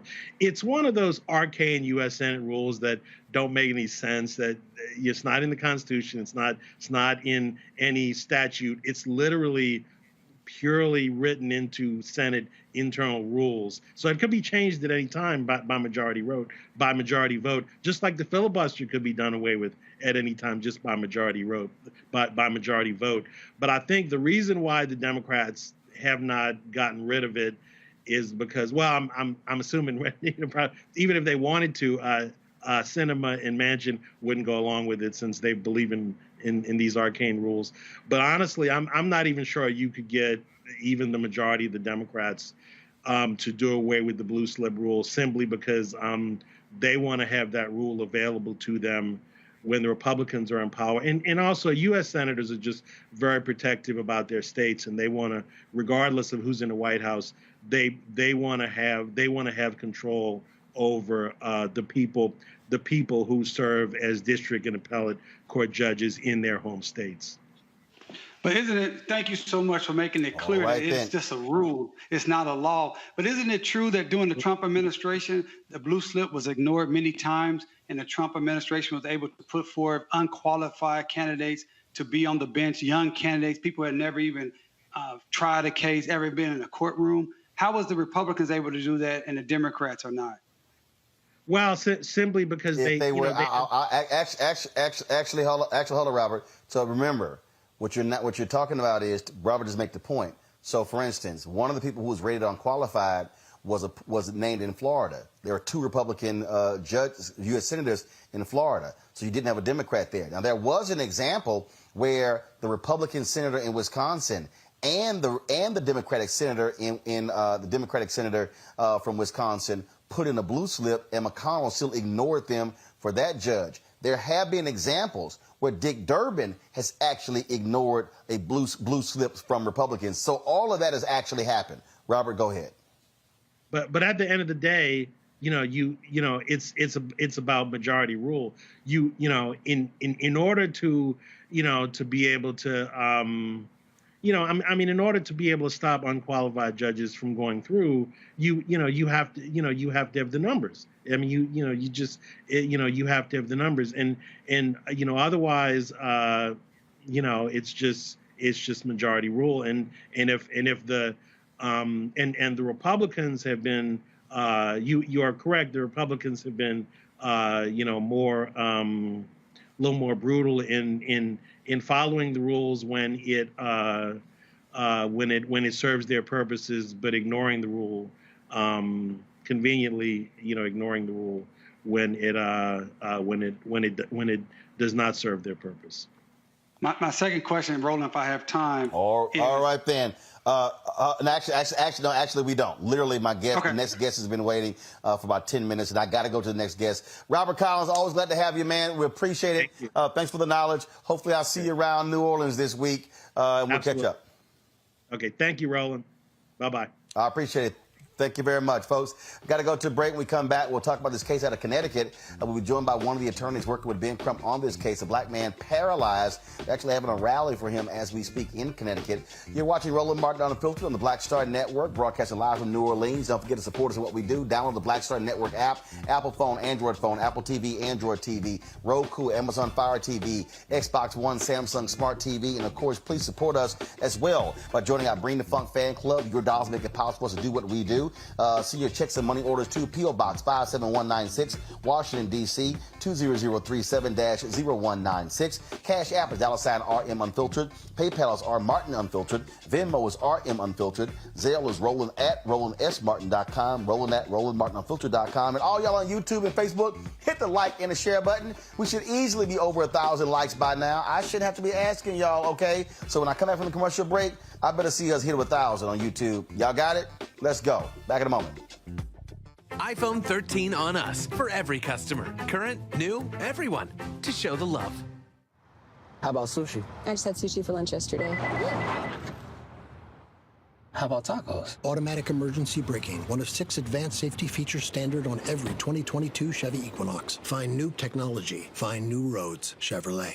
Of course, I looked up to Spike Lee. Of course, who didn't? I mean, he's a genius. But then also, I was this kid from Brooklyn, right? That felt like, give me my damn respect. I made this, this creative art, right, that people are responding to, and it would have been great if we had the opportunity to sit one-on-one. Hold on one second. Okay. Spike. What's up, babe? So I'm in LA right now. I got a one-on-one series with my network, Black Star Network.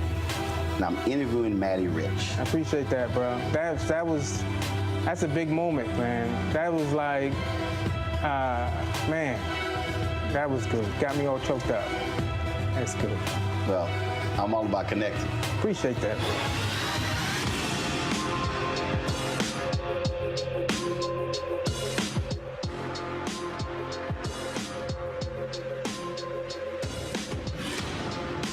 Love our new Alexa. It's a Buick. Yeah, Alexa. Buick. Alexa. It's a Buick. It's an Alexa. It's a Buick.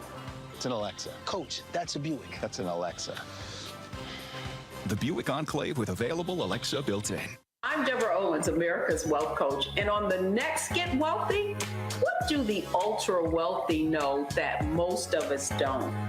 Well, the truth is that there is financial exclusion. And unfortunately, far too many Black folks haven't had access to this knowledge. And that's exactly what we're going to talk about on our next Get Wealthy with Melinda Hightower, a banker who's doing something to share exactly what you need to do to make it into the high net worth status. They weren't just saving just to save, they were saving for a purpose. That's right here on Get Wealthy with me, America's Wealth Coach, only on Black Star Network.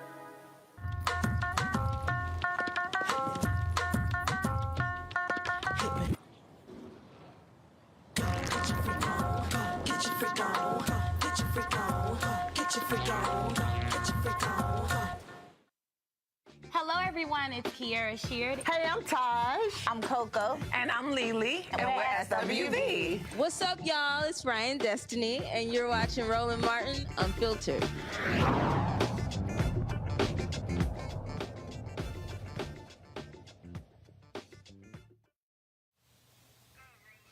Hey, folks, this is a live look at a rally for a young man, Randy Cox. Y'all go to it, please. Go to it, please. Thank you. And, of course, this is the story that we're covering. Ben Crump is speaking right now. In fact, young man who was paralyzed from the neck down after being seriously injured in the back of a police van when the driver braked suddenly. He was not bolted in. Let's actually go to this news conference and let's hear what Ben has to say.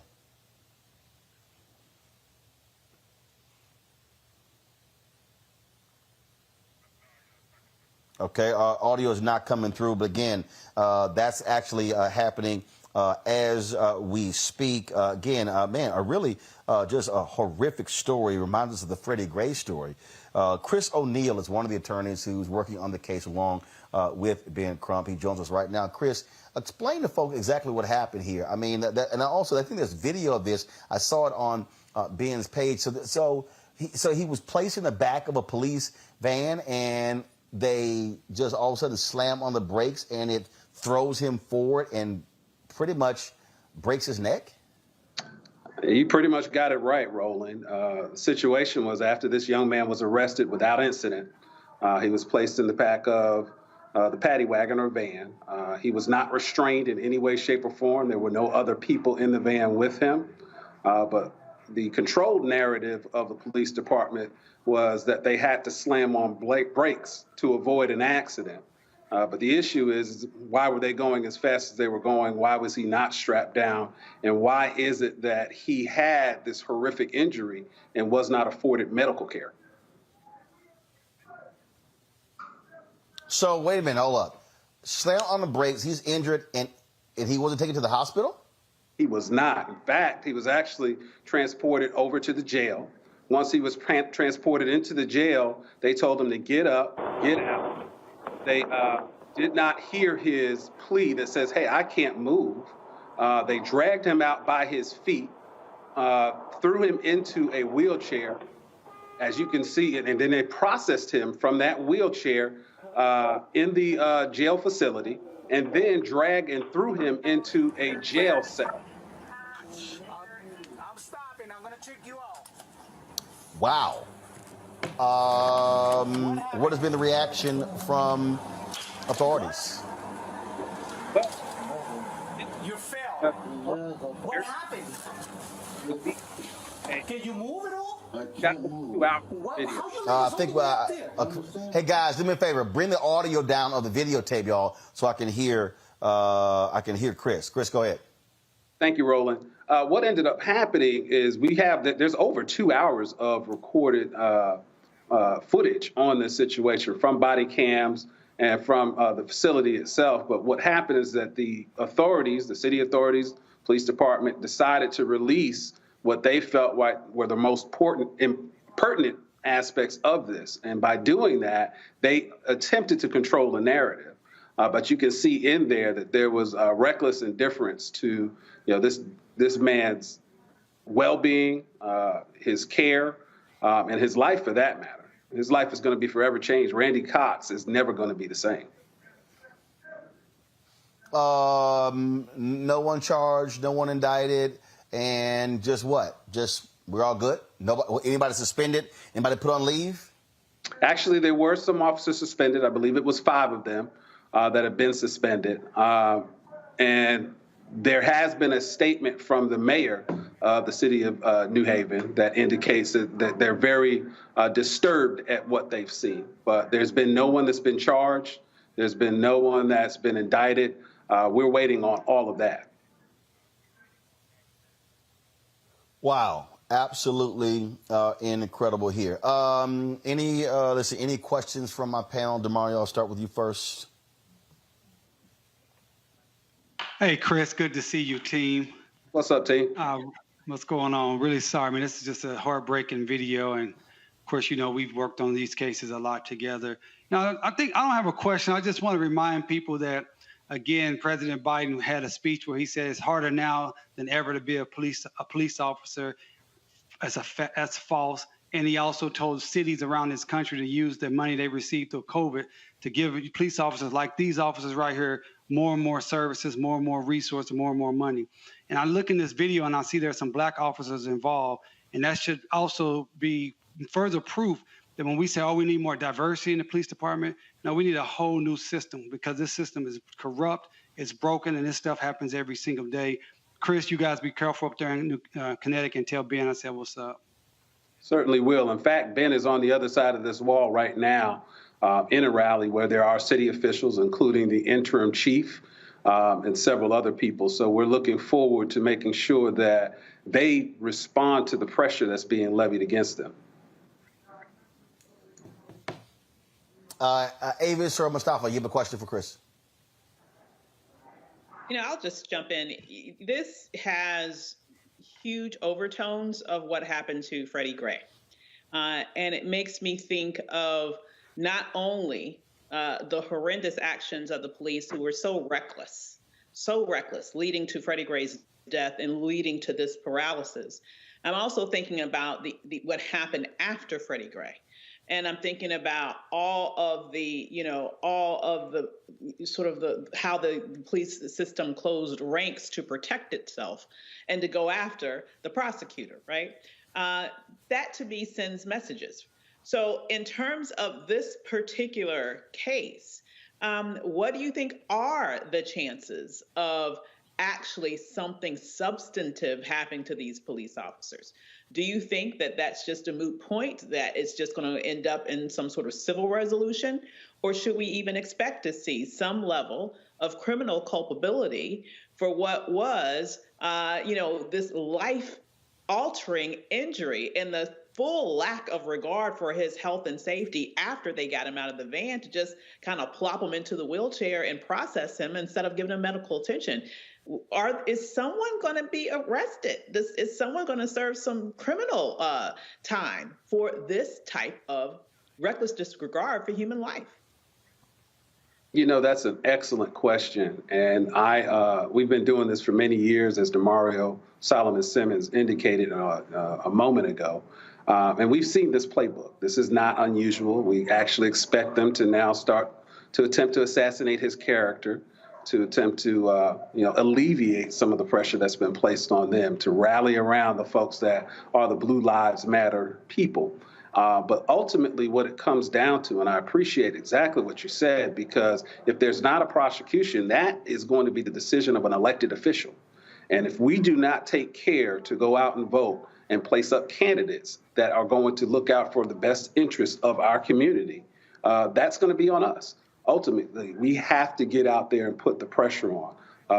Every time there's an incident, that's one thing. But voting is something that is actually scheduled. We know it's coming up. We've got to get behind programs and stories like what Roland Martin is willing to do, what this show is willing to do. We have to get behind causes like voter registration that I've seen Roland Martin out there day in, day out, trying to get people involved with. So quite frankly, this show and the people that are on this show are going to help push the narrative. When he talks about getting likes, we need to get more eyes on shows like this because it's going deeper into the coverage than the national media would. Mustafa, well, absolutely, Chris, we appreciate that. And that's one of the reasons why this was created, because we can't hope they show up and cover us. Mustafa, any question? Yeah, Chris, thank you for everything that you and Ben and the rest of the team there does. It seems like there is negligence from the beginning all the way through. I know without a doubt that there's training that's supposed to happen around both head and spinal injuries, and that you're taught that you are not supposed to move someone. And I heard that young man say that he couldn't feel his legs, that he couldn't move. So do you think at a minimum that negligence, of course there will be other possible charges, but at a minimum it seems like negligence was throughout this whole process? That's an interesting take on it. And I actually think that that's exactly what they want us to do, to go that route of negligence, because there are certain protections. And Demario Solomon-Simmons can get into those, but those sovereign immunity protections that protect against certain amount of negligence. So we have to play chess instead of checkers in this situation and not fall into the trap of saying, oh, yeah, look at all of this negligence and hang our hats on that when they know full well that they have protections against those things. All right, then. Attorney Chris O'Neill, we surely appreciate you joining us. Keep us abreast of what happens with this case moving forward. And thank you for being in that room, Roland. I'm literally on the other side of that room that you were streaming. That's the kind of journalism that Black America needs. We appreciate everything that you do. No, we appreciate it. Thank you so very much. Folks, got to go to a break. We come back, Marketplace setting. We'll talk with a black wine company owner right here on Roland Martin Unfiltered on the Black Star Network. Love our new Alexa. It's a Buick. Yeah, Alexa. Buick. Alexa. It's a Buick. It's an Alexa. It's a Buick. It's an Alexa. Coach, that's a Buick. That's an Alexa. The Buick Enclave with available Alexa built-in. We're all impacted by the culture, whether we know it or not. From politics to music and entertainment, it's a huge part of our lives, and we're going to talk about it every day right here on The Culture with me, Faraji Muhammad, only on the Black Star Network. How about sushi? I just had sushi for lunch yesterday. How about tacos? Automatic emergency braking, one of 6 advanced safety features standard on every 2022 Chevy Equinox. Find new technology. Find new roads. Chevrolet. On a Next A Balanced Life with Dr. Jackie, we're talking all things mental health and how helping others can help you. We all have moments where we have struggles, and on this week's show, our guests demonstrate how helping others can also help you. Why you should never stop giving and serving others on a Next A Balanced Life here on Black Star Network.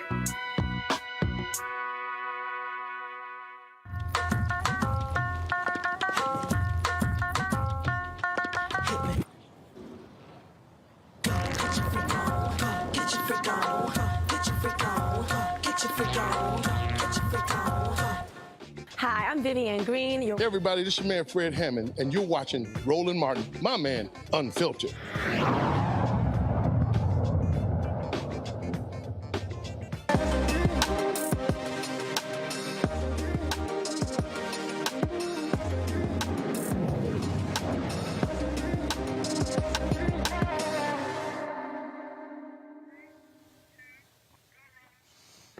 All right, folks, what happens when you're an engineer and you kind of want to do some other stuff, and then all of a sudden you decide to become a winemaker in Alabama? Y'all, that's my next guest. Welcome to the show, Rada Griffin, owner and inventor of Anissa Wakefield Wines in Huntsville, Alabama. Glad to have her on the show. So, okay, seriously, so we go from engineering to wine. Was it because you loved it, or did you say, man, I see a business opportunity? Well, because I love it, and to go back a little bit more, I'm a private chef. So when I rebranded my private chef company back in 2017, I had already been studying wine for several years, since 2009 actually. And when I rebranded my private chef company, I was like, what can I do to make me stand out even more, to make me more unique? As a reintroduction to the company. And so I was like, well, you've been studying wine, you love wine, so why not start your own wine label? And that's kind of where it started. Wow. And so is your winery there in Alabama? So I make produce the wine out in Napa. So I partner with a company that kind of will come in and do incubator style winemaking. I have a wine consultant there. And so while I'm here in Alabama being an engineer, my wine is still being produced and taken through all the process in Napa while I'm here. Wow. Okay. And so how is it going? First of all, how long have you owned the label? So I started the label in 2017, and I made my first vintage in 2018. Took a break to go to Cornell and get some certifications in wine because I just felt like I needed to have something behind this because I had been studying for so long. I would like to have the certifications. So I took some courses at Cornell during the pandemic because we all had some time, and started my next vintage in 2021. And so here we are with the vintage from 2021 ready to go. And how many bottles are you moving out? So I only do one barrel at a time. I only do one barrel at a time because it's just myself. And so I have 300 bottles right now. All right. Let's see here. I would probably say out of the three folks on my panel, Mustafa, Frat, you look like, Avis. Avis, you look like the winery person. You look like the wine person. I know right now, Ava's like, man, slide that bottle over to the sister. I'm the first one to choose. But I love entrepreneurs. So, sister, I do want to ask. Say it again. I said, actually, I don't drink, but I love entrepreneurs. So I do have a question. What'd she say? For real. But I'm really intrigued with your choice of starting your own sort of your wine brand, your own wine label. And I'm wondering, it's such a rare space that you see us in. We're not really there. I know that you have, that you love wine. You say you have a background in it. But what made you so bold to say, hey, I want to start my own wine despite all the competition that's out here? Because I love the fact that you said, there's a gazillion wines out here, but I can make mine better. What made you want to do it? And then secondly, what makes your specific wine different and unique and separated from the other choices that people have on the market? But it's like you just said, you don't see many of us in the industry. And just looking across the industry and studying, I didn't see many people that looked like me when I started this journey back in 2009, just trying to gather information. There's lots more information available now on the internet, but back in 2009, it really was like you had to know somebody in the industry that was willing to share the quote unquote secrets of winemaking, just to try to learn and understand how winemaking, how the process goes. And so fast forward to 2022, and you can go learn about wine everywhere, anywhere. But it goes back to what you said. There weren't many of us in this industry. There still aren't many of us in this industry compared to our white counterparts, and especially the white male counterparts. So we see a lot of celebrities and athletes starting their own wine labels, and I'm so proud of that we're starting to get into the industry and just pulling the culture forward, because we drink wine, we buy wine, we know about wine. So why shouldn't we have our own wine labels? And so that's kind of where that boldness came from, just sitting back and looking across the industry and just saying, there's not enough of us, and I want to be one of them. All right. DeMario, we know you drink. No, sir. But I'm excited to talk to this sister. I'm really excited. She's we know you drink, but you got that damn vegan food. That's what I wanted to talk to the sister about. I know she's out here talking about her wines. I was wondering when she do her private chef. No, we ain't talking about no vegan food. We talking about her wine business. Let's stick to the topic. Well, listen, Listen, what I was thinking about, I don't know much about wine, to be honest with you, but I do want to ask this question, and it may sound crazy, but do they really make wine with people stepping on grapes with their raw feet, their bare feet? No. Absolutely not. Oh my God! We can tell who's the only Omega on this show today. Hey, I don't know much about it. I'm confident. I want to give the sister opportunity. I'm confident in answering my question. Forgive us. Forgive us. The only thing he ever remembers is that I Love Lucy episode where they were asked. So educate me on how wine is actually made. I gave her a softball. I gave her a softball. Please explain this. Please explain this, Omega, how it actually works. So no, back in the day, they used to do that before there was machinery that would do the pressing. Wait a minute, say that again. Say that again so Roland can understand that this didn't come from just out of my mind. This is historical. They used to do that. Dude, I'm fully aware. Demario, I'm fully aware how they used to do it. I'm not uncouth. You are uncouth, but please continue. Please continue answering. Thank you very much. But currently, no. So we have machines that do the pressing of the grapes to extract the juice. So no, there's no need for feet anymore. And I can imagine that was a funky situation back in the day. Back in the day. So I'm grateful that we don't do that anymore.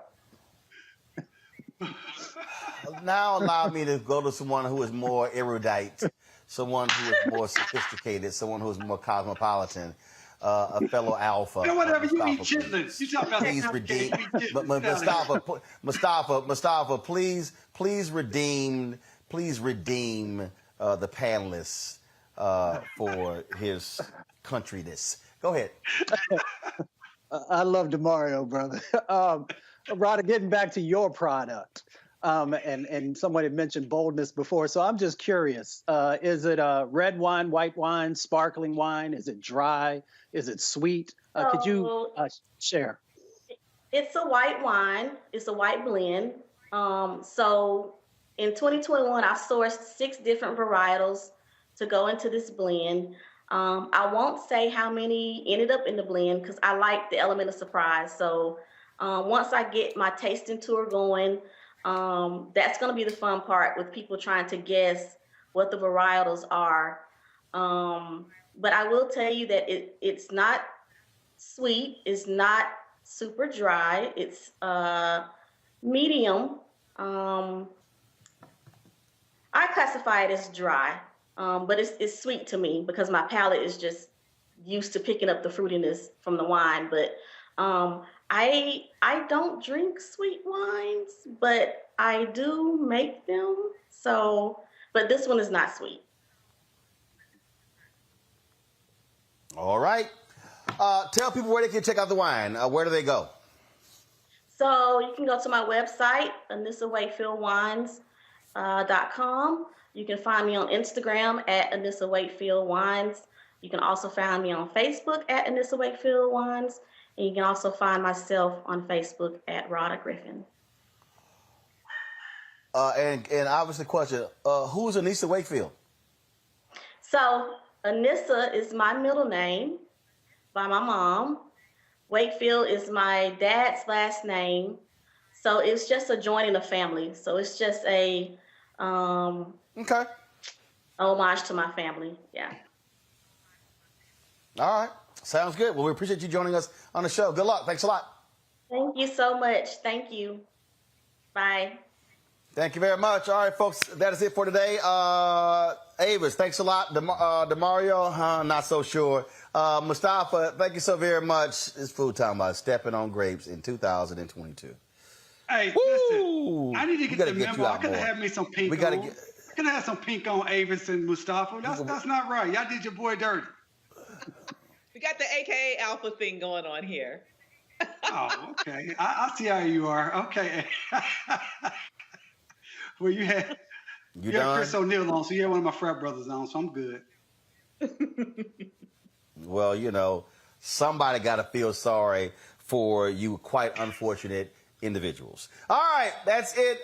We appreciate it. Thanks a bunch, folks. We'll see you all tomorrow. Don't forget, download the Black Star Network app, all platforms, Apple phone, Android phone, Apple TV, Android TV, Amazon Fire TV, Roku, Xbox One, Samsung Smart TV. Please support us on the Bring the Funk Fan Club. All chicken money orders go to P.O. Box 57196, Washington, D.C. 20037-0196. Cash App, $RM Unfiltered. PayPal is Martin Unfiltered. Venmo is RM Unfiltered. Zelle, Roland at RolandSMartin.com. Roland at RolandMartinUnfiltered.com. Folks, thanks a bunch. I'll see y'all tomorrow from New Orleans. Holla!